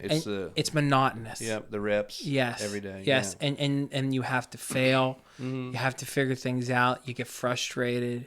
I remember like when I didn't know, and it comes back to what you don't know what you don't know. I didn't even know when I bought the bow what to ask Dallas about. Like he just was like, here's your arrows, here's this, and I go, okay, see you later. You know what I mean? Yeah. And then I'm like on Reddit and being like, okay, where do I put this thing? You know what I mean? Like it's just all these different things that you just figure out as you go, and you're like, all right, I'm starting to put two and two together here, and the light bulb goes on, and it's a really nice moment, and then you get frustrated and you're like, okay, put this down for now, let me come back to this later. It's like anybody that's pursuing anything, that's kind of the path. It's like, figure it out, be clunky, be a little bit a mess at first. I was the same way. The first bow I got, I learned a couple things, and I came here straight and just started shooting. Yeah. But I wasn't consistent, and I kept blaming my sight. I was like, dude, it's plastic housing. This thing's it's moving. It's this, it's that, and it wasn't. It was me. It's my stance. It's my nose on the string. It's not it's everything. Right. My shoulders dropping. It's right. all these things that I kept making excuses for, and it wasn't until I was like, all right, well, listen, I'm doing too many things. I got to diversify my hobbies, and if I really want this and I really want to be good at it, I got to go all in until I'm absolutely 100% in, and then I can deviate, like we were talking about at the beginning. Right. There is something to that, and I never understood it until I was talking to a lady on here, and she was talking about her paintings, where she just shuts everything off and dives in. Yeah. And I'm like, oh, that's what I do. Like you have to. Yeah. You can't think about what's for dinner, what your kids are up to, what your wife's doing. You got to be all in where your feet are. Right. How's your grip? Is it in your palm? Like, right. There's so many little things that make that thing go off accurately. Right. And repeatably. Right. Right. And it's nice. What you don't even realize in the moment that you are taking a break from all those other things to shut off. You know what I mean? Like, people have so much going on. Just to be a human being takes all of your energy. Yeah. So to just be able to shut that off for however long you can, to paint, to shoot the bow, to write the book, whatever it is you're doing. I don't care if it's like just sitting in your car and listening to music. It's like, do it. Find that time. You know, you'll be better off for it. You have to. Yeah. I just realized recently that it's like I build stuff like my rock crawler and stuff. Yeah. And it'll be sitting in the garage, and there'll be days where I want to go work on it, but I just know I can't. And it's not because I guess it's because I don't have the time, but I can't immerse myself. Right. Like I might have something that like I have to leave at 2, or say I only have like an hour, and I can't let myself get down the rabbit hole. It's weird. I didn't realize that until she was talking about the paintings. Right. And I really do. It's my personality, and you probably the same way, where I didn't even know I did it. I would just stay away from the garage that day. Yeah. And then it wasn't until she said that I was like, oh, that's what I'm doing. I'm turning off the world. Yep. And I'm walking in here, and I'm just letting the thing take me over, and I'm just the body doing the thing. Right. And you can't, because you can't do it well if you're not checked out. Yeah. Too many things are going on. Yes. My ideas aren't flowing. I'm not Right. It's like a connection to it. Right. Does that make sense? Yeah, absolutely. Maybe that's what it is. I mean, we're not connected to the thing. right. You got to immerse yourself into it. The worst shows I've had is when I have not been present on stage. When I bring whatever outside life energy, whatever you call it, on with me, and I'm not in the moment, and you're a little clunky. And it's the same thing I've found of like, when I'm shooting a bow or whatever it is, fishing or whatever, if I bring that outside stuff in, I'm not really present. And then I'm getting more frustrated, which makes me less present. It's a vicious thing. Yep. You know what I mean? And then you're gripping things tighter. You're like, what am I doing? You know what I mean? Like, you're fumbling around with stuff. Like, so you really gotta be okay with just tuning everything out. Having that thing. That's interesting. You have to do that with the crowd too. That's gonna be tough. Maybe that's the secret. I mean, I'm speaking that. I don't know if that's the thing or not, but like maybe that's the key to success is visibly doing that to where the crowd can kind of feel it or whatever it is. Insert whatever your bow or whatever. Yeah. It's maybe that's the magic in it. It's being realizing present. you can release yourself and be fully immersed in what you're doing. I think people are striving for. We are inundated with so much stuff, and it's usually negative. It's like people are longing for something where they can turn off. You know what I mean? Where the phones, the computer, it's like all of these things are like, I mean, I have a joke in my act about like, I'm a millennial and I go, every millennial is making sourdough bread or bone broth. Yeah. I don't know what's going on. And then you realize, what's going on is we're like the most anxious generation. We're like, everybody's on 12 different suppressants and, things like that. And it's like, if I make sourdough bread for 1 hour, this is the thing that keeps me from like snapping out at work, because it's like, you're in it, you're in the moment. So it's like with stand-up for sure, it's a thing of, if I'm present, the audience will be present. If I come out and I bring other outside energy on stage with me, they're going to see it. They're going to see I'm not with them. I'm somewhere else. And they're going to check out. You know what I mean? Yeah. That's interesting. I never really thought about it in that way. But it is true. And I find that in my own life. And it wasn't until I talked to her it brought it to like my attention. And I'm like, well, it goes with everything. It could be your family, your kids. If you pull your phone out and you start to have a conversation with your buddy, sure, it instantly dies. Like your buddy instantly checks out. He's like, dude, he's not even paying attention. This sucks. Right, exactly. So, I actually called someone. We were at my fiance's work Christmas party, and she works in Manhattan and has like, I mean, knock on wood, she keeps this job forever. Thank God. I mean, I could not pursue this life of like, I'm a clown and I also am going to make an outdoor show. It's like, okay. If it wasn't for her, none of this is happening. But she works like a very corporate, out of a movie kind of New York City job. Okay. And we were at her Christmas party recently, and like, when I walk, I haven't worked in an office in a long time. So I'm a little, sometimes I come off a little, much sometimes for these people. So I come in and we're sitting at the table with some of her coworkers, and we're all talking about whatever, your dog, and that's great. I saw the picture on Instagram. And her one friend is sitting across from me on the phone, and she goes like this. She goes, wow, that's crazy. And I go, don't do that. And she looks up. She couldn't believe it. She looks up. She goes, what? I go, you don't have to pretend. I go, you don't have to pretend like you're listening to me. I would rather you completely ignore me, be on your phone, than do this like, oh, that's great. And then what happened? I go, it's okay.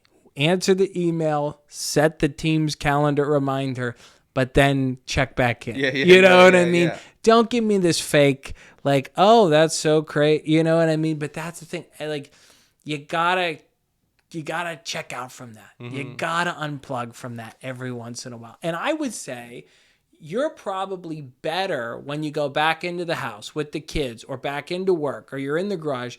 you're better off because you took that time to go do something else. You know what I mean? You're probably more revitalized, recharged because you went and did that activity. You know, like there are probably times when you're going out there to shoot your bow where you're like, oh my God, these kids, the wife, I can't do the bills, it's all these things. And then you do that and you come back and you're like, okay, went and shot some stuff. I feel a little bit better about it. I don't know. You know? Maybe, but I'm pretty neutral on a lot of things. Yeah. I try to not get too caught up in like this rat race. Like I let a lot of things kind of like, all right, like I'm always looking for the silver lining. Like say something happens today and I'm like, all right, well,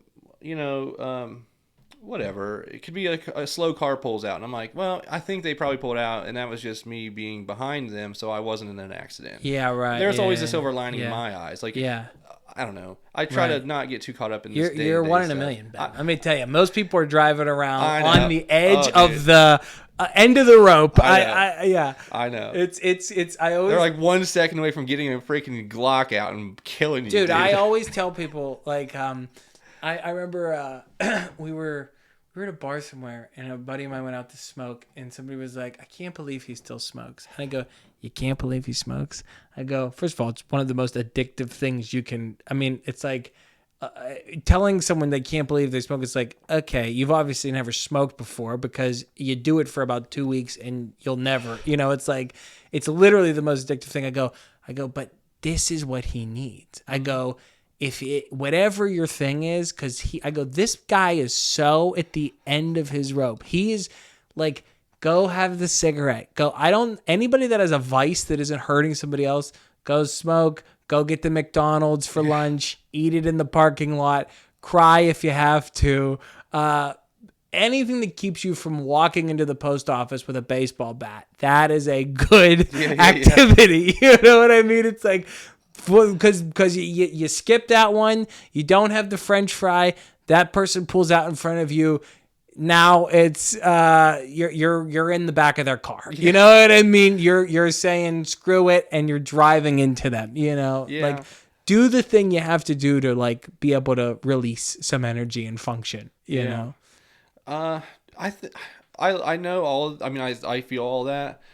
I just think that life is too simple. Like, sure. Like when I, at least that's my outlook, and that's why I think the way I think, I guess, is because, there's days where like somebody will blatantly pull out in front of me, and I'm like, you couldn't have waited one more second. Right. That is frustrating. Right. And I can let that get to me if I'm not careful. I'm just like everyone else in that aspect. Yeah. But at the same time, I'm like, man, I'm happy to exist. Yeah. I'm happy to breathe air. Yeah. I'm happy that we get to, like, I just think about like just touching and feeling and seeing. And like the other day, I don't even know why. I know it's so simple and everyone knows this, but I looked at my kids dead straight face and I'm like almost in tears. I'm like, can you fucking believe that our eyes we're picking up images in real time and it's processing it and it's sending signals to our brain and it's making this image in real time. Yeah. That blows my mind. That is a very good outlook. It's crazy, right? I feel like I'm in woo-woo land. Yeah, but I'm like, dude, it gives us these skills to pull back this bow. Sure. And I'm taking my nose and putting on the string and being accurate and getting this feeling of satisfaction. Sure. And that right there is enough for me to be like, all right, well, like this, pinch me. Like this is real life, dude. And we can get caught up, and I'm not trying to preach or anything. Please. This is just my mindset of like, dude, life is so simple. And then I look at us and I'm like, dude, we're aesthetically pleasing. Like our piss isn't outside of our body. Like, how is it so perfect? I'm not gonna worse. I'm not gonna let something bother me like that. Yeah. Like that little stuff. I get that. I have, that is something I've definitely had to work on over my definitely adult life. Like I remember I always like try to tell myself like, you just got to get out of bed. Like, get out of bed and get the day. Like, and, there will be times where, like, I remember I live in New York and I was driving to Pennsylvania this past year for deer season, which the least is a 2-hour drive.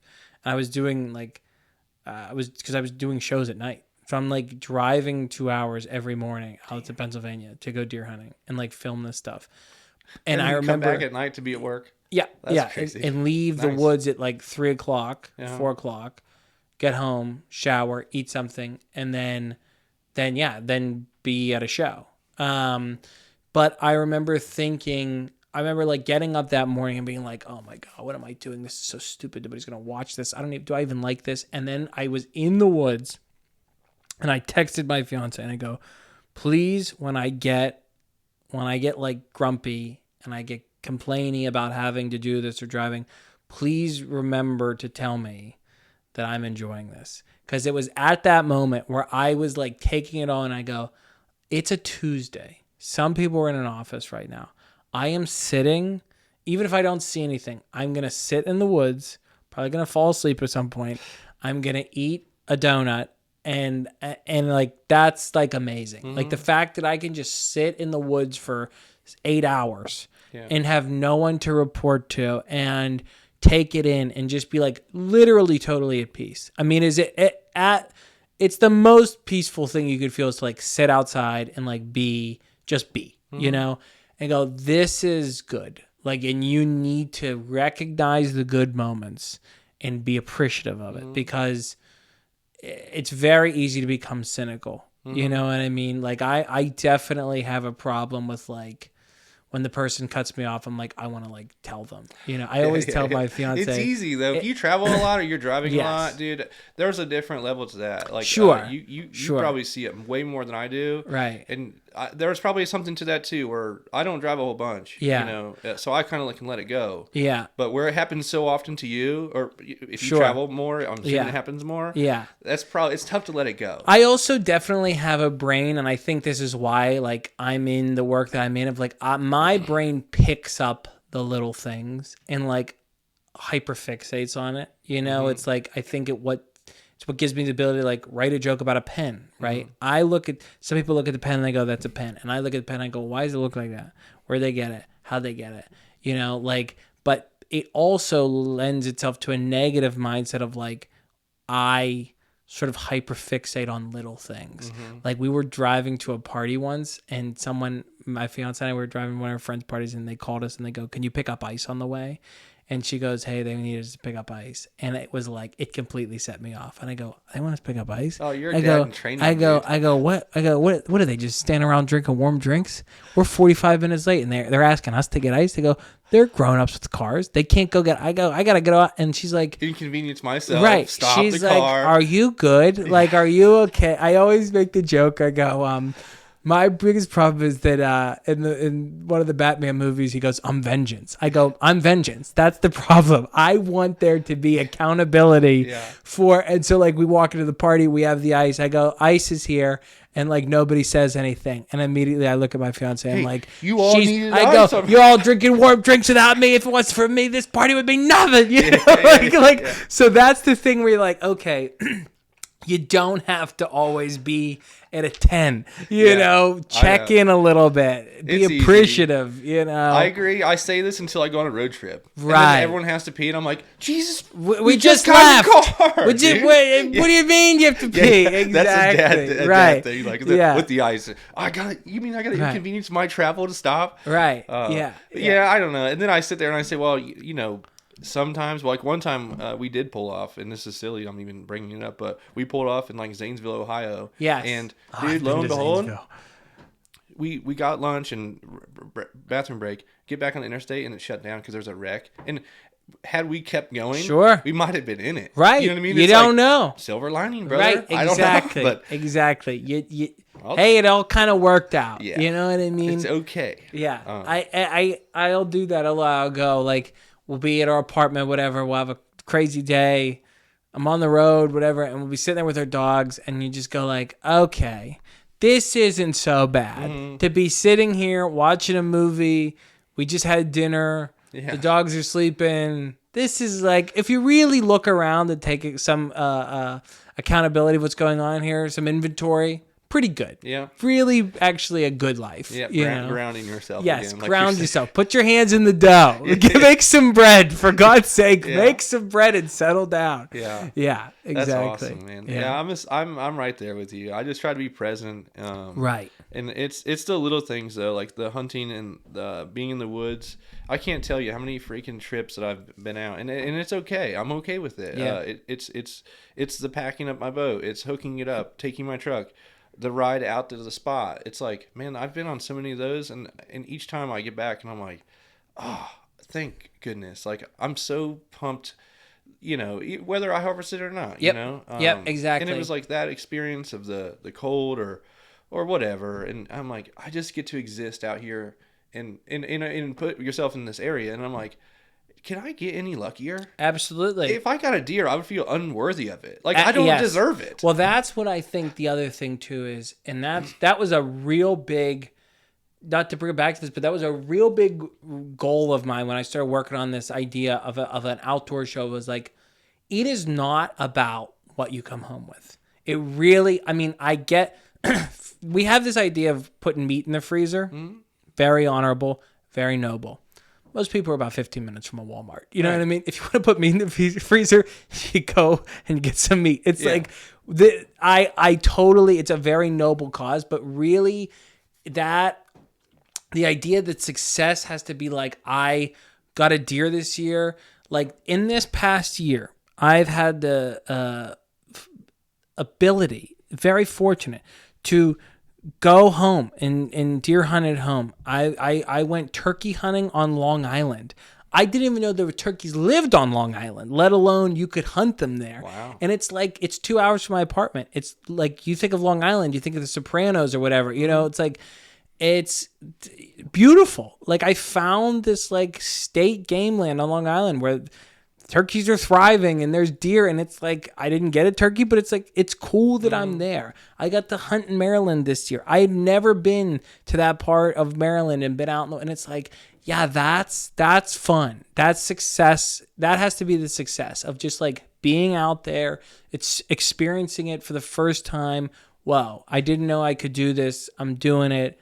This is really, what the good thing is. For a chance at nature's bounty. Sure, right. For a chance at it. Yeah. I don't know. You can get caught up into it too. And I look at it both ways. I have some friends that actually they are from Pennsylvania, and they've invited me on a bear hunt. We did a drive. Oh, nice. And I heard you talk about on your up camp about you were explaining how kids would be the ones They'd driving. be the back of the deer drive. Yeah, right. So that's what they do. It's a Pennsylvania thing. Yes, very and much probably so. other states too. Yeah. I can't speak fully on that, but it was they came down here and to get tags and stuff, and I was sweating it because I'm like, man, I don't want them to come down here and not get anything, Right. But that we won Yeah. before we even started, Right. Because it wasn't about the tags, it wasn't No. about filling anything, Right. That would have been a bonus. Yep. But it was like when they got here, I just felt like a pressure. Yes. My only pressure was cooking them dinner. Really, Right. That's how it should have felt. Right. Yeah. But yeah, it was just their mindset, and then I'm like, yeah, I mean that's what I'd hoped. Right. That's why I hunt and stuff. Yeah. But at the same time, there's expectations when people spend good money on tags. Yeah. Right. They want to fill that tag, and that's okay too. Yep. There's no right or Right. wrong way, but yeah, just a chance at it. Or the experience that you felt in the woods with your buddies, walking in and carrying Right. your stuff and doing Right. all the stuff. That's really to me what it's all about. But it's easy to lose track of it too. It's easy to lose track. And when I think about some of my best memories being out in the woods or fishing or whatever, not a lot of them are around harvesting anything. Mm-hmm. I still remember my first deer. It was a really special moment. But most of the other stories that I have to tell are not taking place right before, right after I shoot a deer or shoot a turkey or whatever. It's like, do you remember when Pappy did this? Do you remember when Uncle Larry did this? Do you remember what? I mean, I used to go fishing with my buddy and his brother. We used to fish out in Erie, and it was like, do you remember when we went late at night and we couldn't see? And it was like all those little things. Those are like the fun things. So there's just the fact that those people come down here and you get to show them around. You get to make them dinner. You're having beers, whatever it is. It's like, that's the most fun, like that's the thing. That is the thing. And I think that's what we're getting convinced that it's not. Right. It's very easy weird? to be, well, when you think about this is really going into it now, the business of this, but what are we shown? We're shown these people that go out and have these successful they shoot a mule deer at 300 yards and it's this like Boone and Crockett thing, record breaking. And you're like, wow, that's crazy. But it's like, I don't know. Did they have fun? Maybe they had fun. I didn't really get to see them have fun. Right. You know what I mean? I bet also they maybe sat around a bonfire or sat around the lodge or whatever. It's like, again, it's like those are my favorite memories. Yeah. You know? We forget, though, that we're just looking at the highlight reel. Absolutely. You're looking at the trailer for the movie. They're not putting all the days of sitting out there. Right. And that's what we come to expect, though. Like, it's just instant. like social media. You want instant gratification. Yeah. Right. It's just like social media. We only see a highlight reel, and then that's what we think is the new normal. Yes. So then that's what we strive Great for. point. We got to harvest today Right. because that's what we saw Right. Steve Waddell or Michael Waddell did. Yeah, It's like, right. which there's no right or wrong way. Do however you feel. But but I feel like that's what we're missing is the connection, the stories, the campfire stuff. That's the stuff that maybe they show it. I don't really watch a whole bunch of them, but that's the stuff that I want, and I want authentic stuff like you're putting out on Up Camp. It's awesome. You're sitting in the woods. I've watched some of it earlier.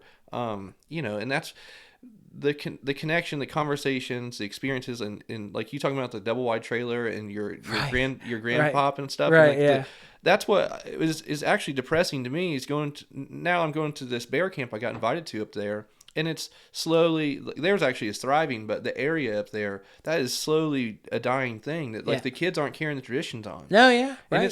And it's disappointing. You know why? Because it's not fun. Kids like they're not experiencing the things that we experienced when we were younger. Whenever we got into it. That's all we had. Made that it was fun. Exactly. That was what the fun was. It was not sitting inside with sitting in your parents are just sitting here having coffee. That wasn't very fun. So you went out and explored. And I think we have to do because I know there is this thing of like, well, kids these days and whatever. It's like I always hated the thing of like, well, kids, all they want to do is play video games. I go, have you seen video games in the last 10 years? They got pretty good. It's like, we're not talking about Pong here. You know what I mean? We're talking about a game that looks like a movie. So it's like, but we have to do a better job as like sportsmen, outdoors people of making it fun and accessible. That it's so... I think it's become very inaccessible for a lot of people. Even guys like us that want to do it, it's Course. inaccessible. I was talking to my buddy, and he was talking about like how Modesty Oak and all those places, not only have they bought a bunch of land, but they've contacted everyone in Wyoming and all that, and they got the land locked down to where a guy like me and you, we can't even do a DIY hunt out there anymore. Sure. You know what I mean? Right. It's like these TV shows, and there's no hate on them. No. I love watching the stuff just as much as the next guy, but it's kind of this delicate balance of like, it's this fantasy that we all want to see online, and we want to go experience it, but we can't. Right. It's unobtainable now. Right. We have to do a better job of making it more accessible and fun for people that are not into it. My fiance, even though she came down here a lot as a kid, she never was fishing. She never went fishing. I remember the first time I took her fishing down here. And it was because we came down here that I got back into it. We came down, and I remember thinking, like, man, I should buy a fishing rod. And I did and went fishing. And then, like, it builds and builds and builds. And I took her fishing. She had never gone fishing before. Did not realize we were using live bait until we got there. Had a little bit of a adverse reaction to that when she first found it out. After she was done crying, we started fishing, and she caught her first fish. And, like, the look on her face when she caught a fish, like it was like it's all adrenaline. It's all serotonin. Now, she does not have any interest in joining me in the woods right now. If I shoot a deer, she'll be fine to eat it. She does not want to be a part of any of the messy process ahead of time or before that. But it's like, she did something. She sees that I enjoy it. She understands it more.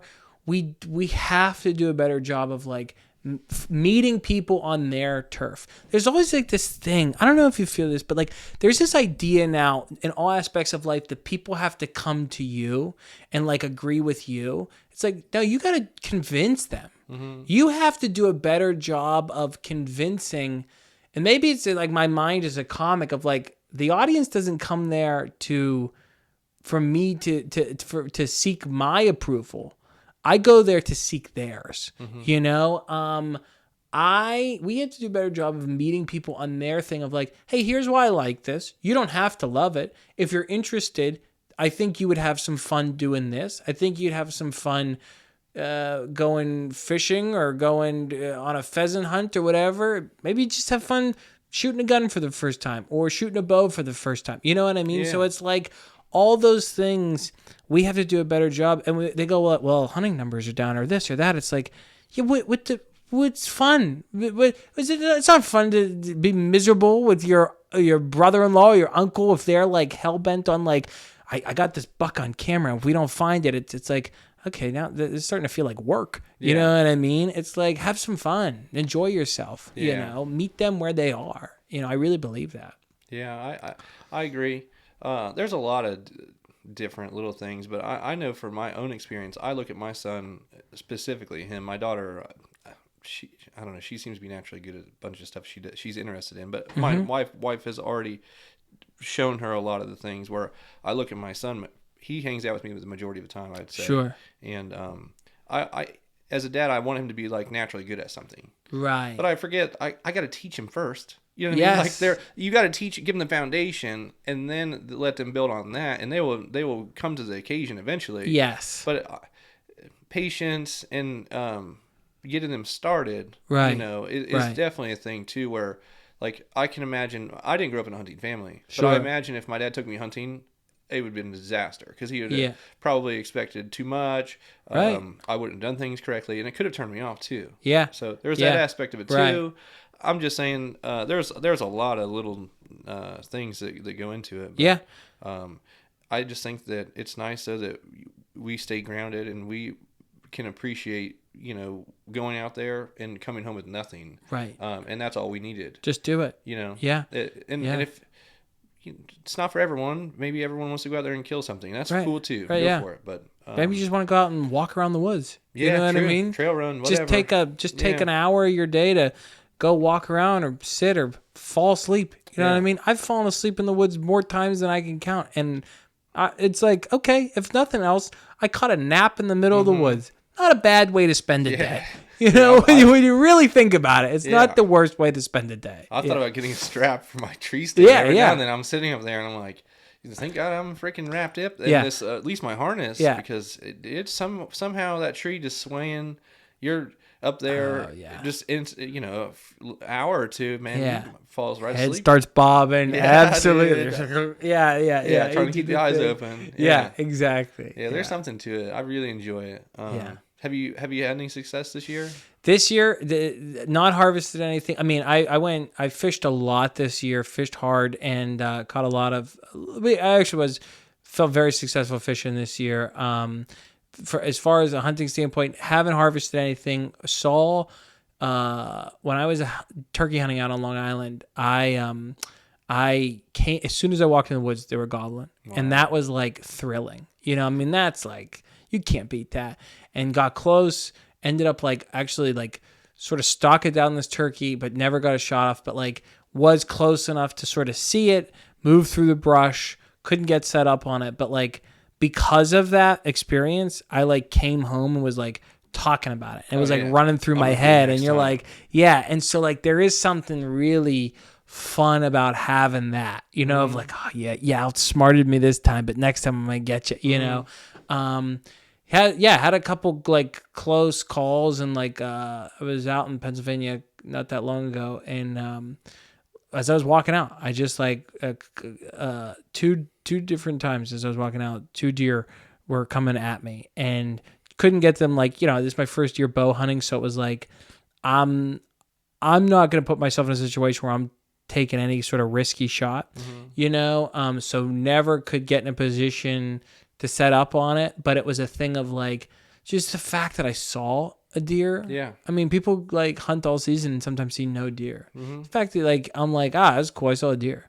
Yeah. You know. And let's not forget you're on public land. On public land. Exactly. Right. It's not super common. You know? Exactly. People are coming and going. Log trucks are moving. Things, They're things bumping are things. Exactly. Yeah. Right. You know, I mean, those deer know where that line is. They know where private and public starts. You know what I mean? Especially somehow always during deer season. They know exactly where to head. So yeah, it's just been really the success has just been like getting back out there. Like I said, I mean, I stopped deer hunting when I was, my last year I went deer hunting, I was in 8th grade. Wow. I got a deer that year, and I went to high school, and I don't think I might have deer hunted one more year, but then I didn't. I just time gets in the way, and you get into other things, and yeah, I think it would have been maybe 8th or 9th grade I stopped deer hunting, and then when I went to college, I just didn't have time, and then I moved to New York, so it was like it was completely out of my element. So And just being out. You have to be in New York because that's where the action is. Yeah, right. You can't just be in Pennsylvania because there's probably no action. Yeah, there. exactly. You know what I mean? It's like, exactly. So it's but like you're you kind of figure it bound. out. But again, it's like, so when we come here, I carve out a little bit of time to go do something. When I go to Pennsylvania, or I'll drive to Pennsylvania for a couple of days, figure out ways to hunt from my apartment in Queens, shoot my bow through my kitchen. Yeah. You know what I mean? It's like those little things. It's like that all has all come from this, which is it's a really nice thing to have, for me at least, You plan on trying to do any like out west hunts or big game? I would love to. I would love to go out. The one where I would love to go is Alaska. I love the idea of going out there. I've had some people invite me. Actually, they're from the Carolinas down there to do some turkey hunting. They reached out. So we'll see. I mean, time is always of the essence. If you do something, that means you're not doing something else. So my schedule is very heavy the first part of the year. But also I would love to carve out some time to go and spend, a week or something somewhere. But yeah, that's the plan right now, is just kind of roll with things as they come, and find that time to go and whatever time I can sneak away to go and be outside is sort of a positive thing. So yeah, that's the plan right now. Yeah.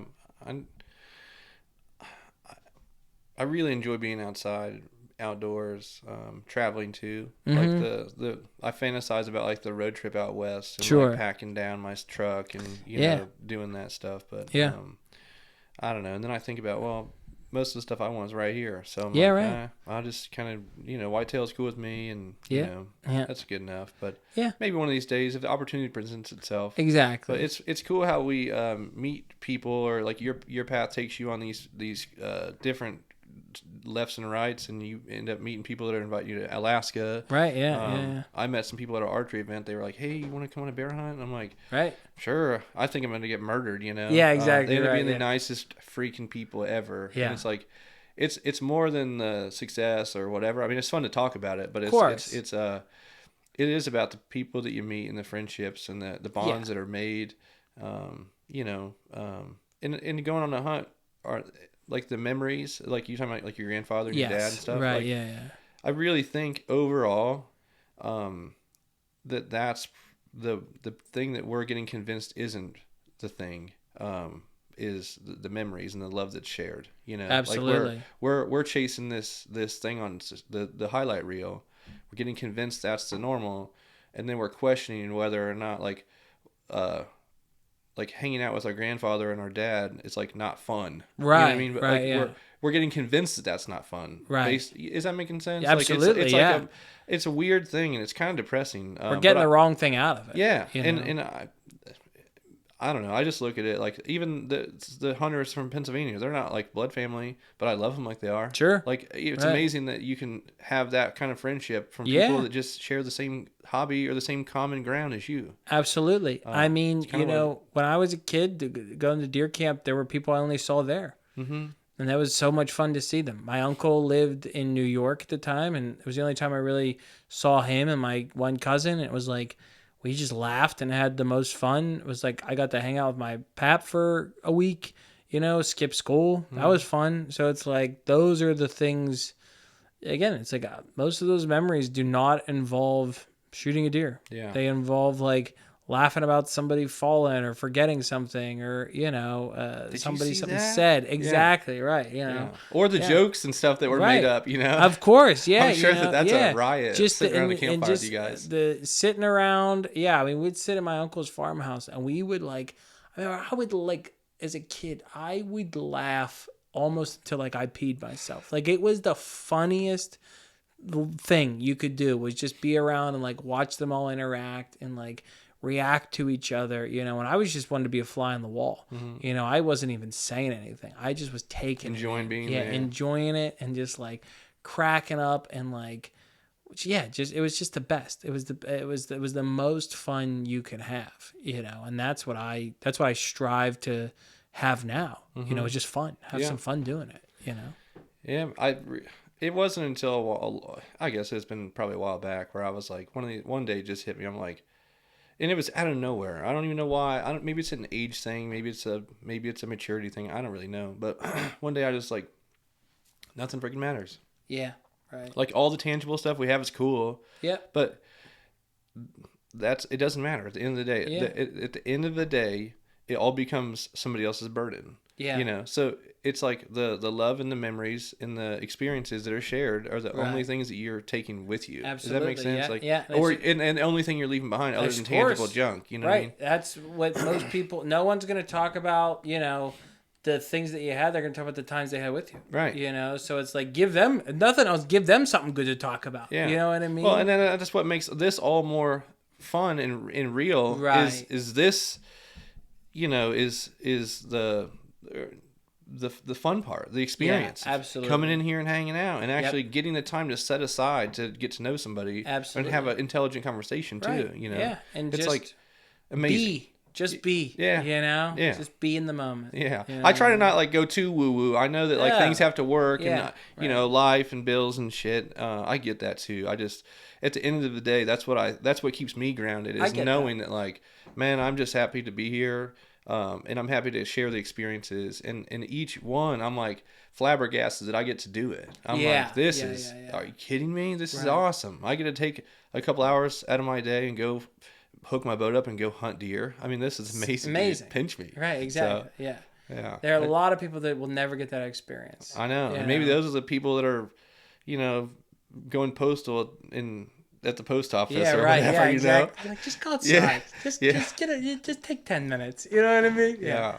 Go take a nap. Yeah. I also take it for granted that I mean, you live in New York. I live in an area where it supports all those things. So I can't say it too heavy and expect everyone to be oh, it must be nice. I am truly blessed to be in this area where it supports it. So I'm saying that it's just my observation. Really. Absolutely. It's not for everyone. It's not for everyone. I certainly get, if you don't grow up with it, if you're not around it, you don't have an experience with it, a positive experience with it. That's a big thing. Mm-hmm. I live in a very metropolitan city that you couldn't find a hunter or a fisherman, within. Yeah, you're an alien to these people. Yeah, probably. Exactly. So it's but figure out a way, and it's what I like. Mm. So it's find a thing that you like to do wherever you are. You know what I mean? If you can start a podcast from here, and I can find a way to shoot a bow in my 1-bedroom apartment in Queens, there's no reason that somebody else can't find a way to do the thing they want to do from wherever they are. There's enough resources out there. The internet has got enough things on YouTube where you can figure out a way to do it. 100%. So just go and do that.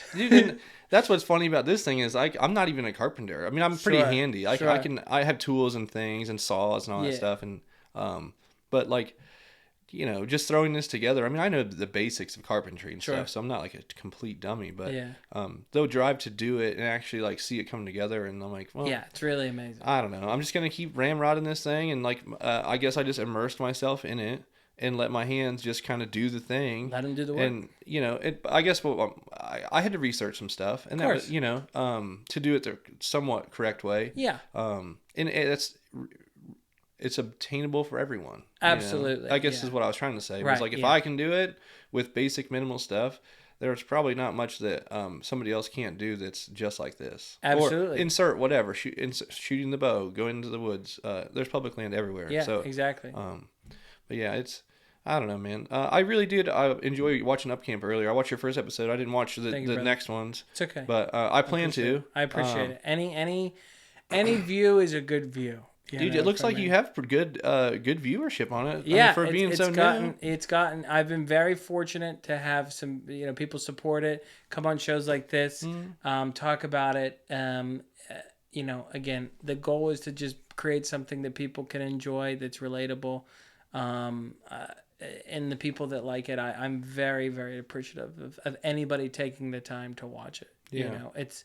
I really understand how valuable people's time is and how valuable my time is. And anyone that goes, I'm going to take the 10 minutes to watch that thing.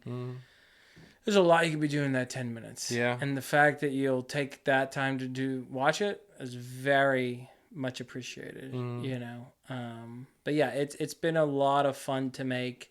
It's really reinvigorated and sort of relit this thing that was a part of my life a long time ago, that has just been like so fun to have back. You don't know what you're missing until it's gone, and then you sort of like become desensitized to missing it, and then you do it and you go, oh my, I can't believe I didn't do this. You know what I mean? So yeah, it's been a blast. That's really awesome. Yeah, well, I can't wait to keep watching it and checking it out. Thank you.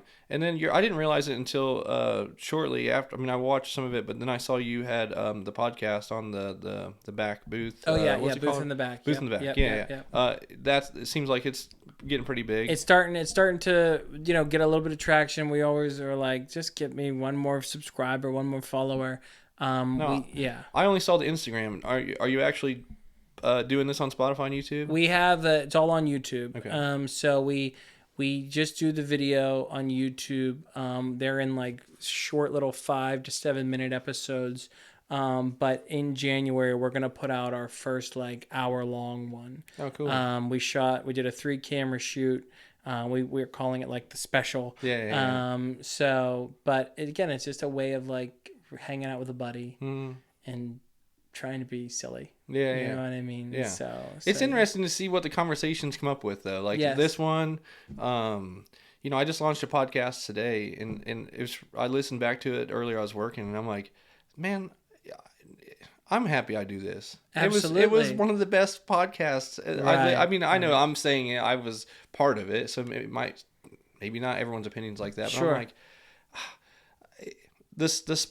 it doesn't matter where it goes, just the spark that conversation. And do you enjoy it? Yeah, I just think it's awesome just to see where it goes, and who knows where that's going to go. Absolutely. You might be one of these days owning the freaking diner with 10 cameras in there or whatever. But that's why I always tell my buddy Ray, I go, one day we just have to buy a diner so we don't have to go to one. I go, that'll just be our studio. Yeah, right. I mean? Just make the studio the diner. The diner, yeah. Exactly. I don't know. I listen to it though, and some of the magic is like the plates behind. I love it. And the forks and stuff, and like the little bit of mingling that's going on behind. Yeah. That adds the ambiance. You can't have that in a studio. Exactly. Unless you have a crew of people coming in there and doing that. Yeah, there's something really authentic about and that's what we love. Like we're both we love diners. We love sitting in a diner. We love the characters that come in and out, refilling the coffee, all those little things. We're obsessed with it, and just we spend so much time in them. But we just love that thing of there's a warmth. There's it's the ambiance, it's the mood of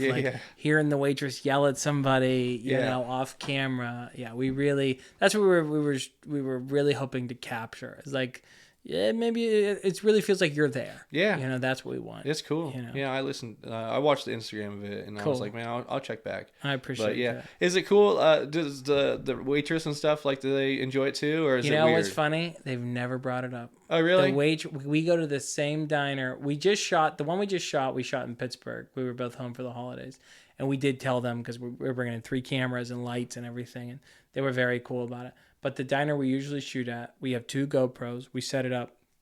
We go during their slower time, so we're not bothering anybody. And they have seen us come in there 100 times, and they have never once said anything. That's awesome. They don't ask. Yeah. They don't care. I don't know if it's just we're in New York and they're seeing enough Desensitized, stuff, right? probably. But it's just a thing of like every time they come in, they say hi to us, they recognize us.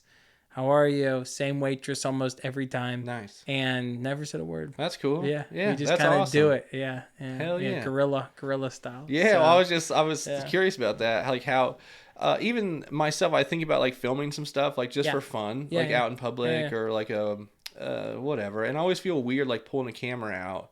You know, Yeah. it's like I don't know, because I look at it too, and I'm like, am I just judging other people though? Because it's maybe it's just me that thinks it's weird. You know, like. Yeah, I don't know. I mean, I think at this point we're in a world where everybody's filming something, It's or normal. it's so.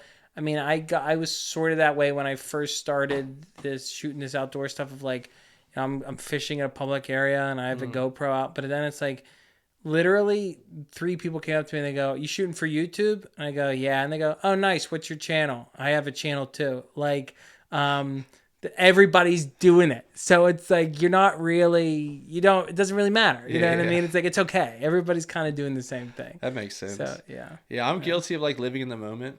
Yeah. And like not taking pictures. And sometimes I'm like, man, I wish I took more pictures. Right. But then I'm like, well, I don't know. There's a good and a bad thing to that too. Like, we're not good and bad, but like, it's just like there's a different level of like, I'm okay with just getting the mental memory of it. Yeah.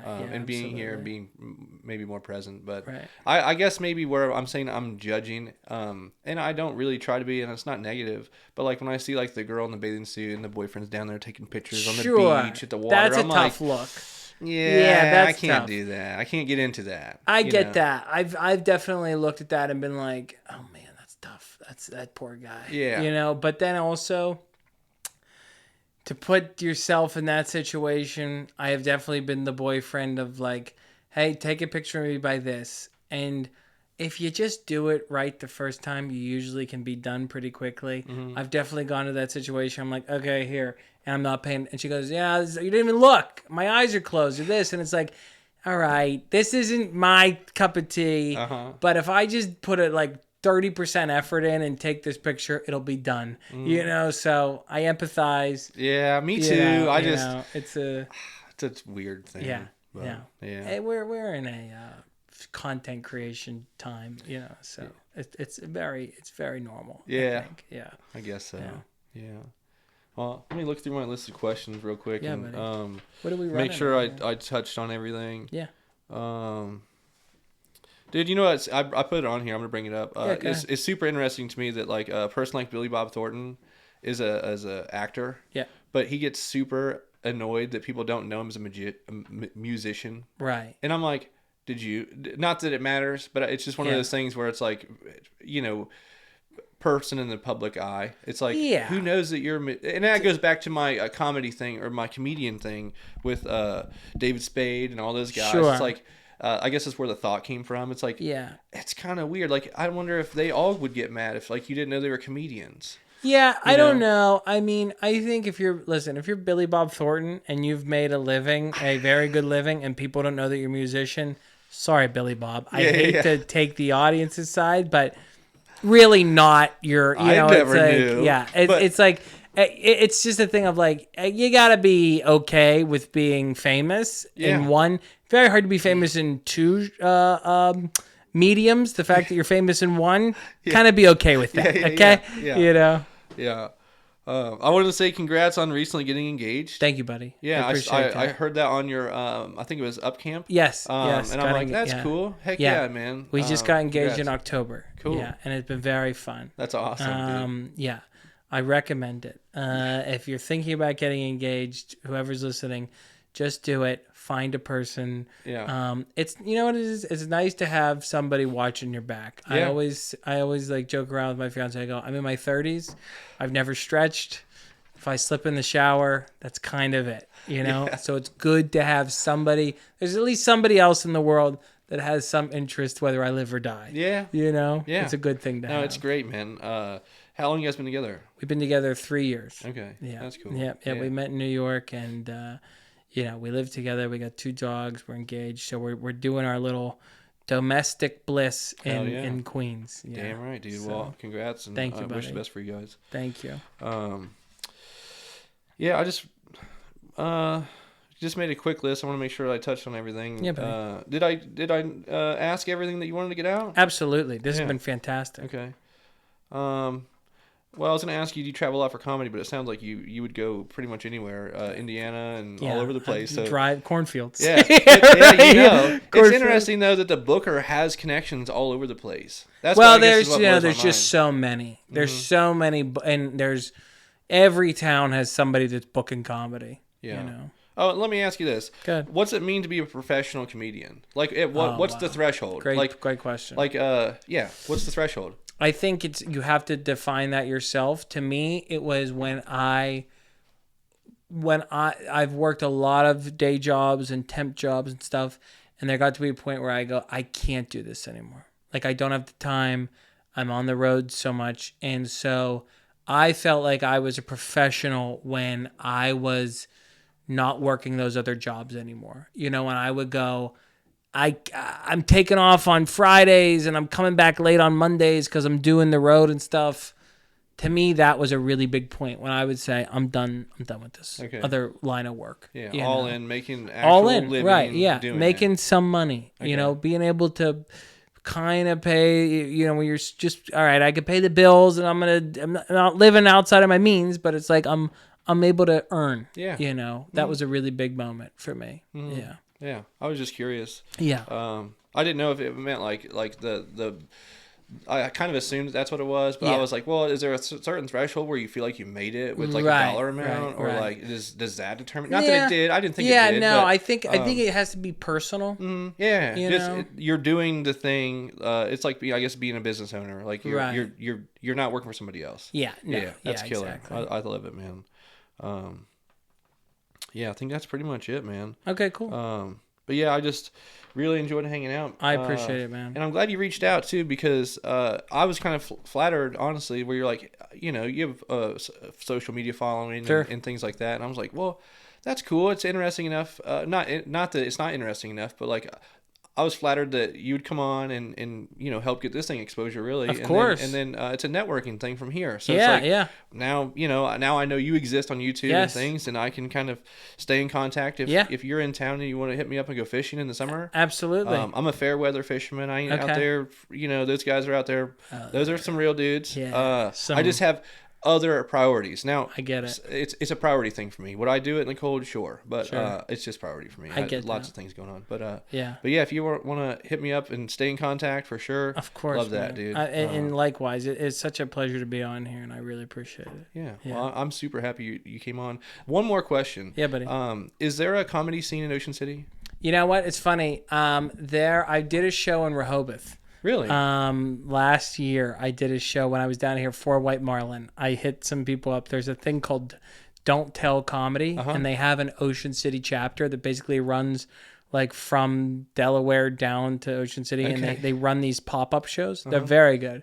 But I did a show in Rehoboth, and they do them in these random places. So we did it at Rosenfeld's Deli in Rehoboth. No kidding.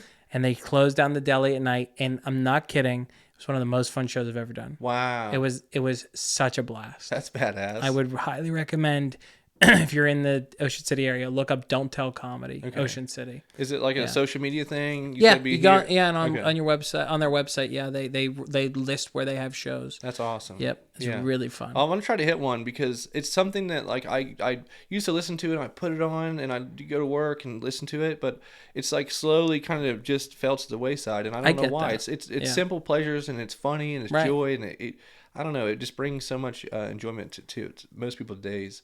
Yeah. But and then real quick, plug your social medias in case you want to do that. Of course, yes. So you can find me on Instagram, on YouTube, at Collin_comedy. On Facebook is just Collin Chamberlin, and then the Upcamp show is at UpCampCO. And it's all under my YouTube channel. If you just search Upcamp Collin Chamberlin on YouTube, you can check it out. And I always tell people at the end of every episode, I go, if you like it, great. And if you don't like it, just send it to your enemy. Yeah. You'll get something out of it. Send it to an enemy and let them tell them you liked it and That's trick a them. good- You know what I mean? That's a good way to look Get at an it. extra view. Yeah. You know? Heck yeah. So, That's awesome. So yeah, man. I would. Yeah. I appreciate it. Heck yeah, dude. Well, thanks for coming on and Thank you, Ben. hanging out. So Of I appreciate course. it. I'm happy to do it. Thanks, All right, brother. brother. We'll see you guys.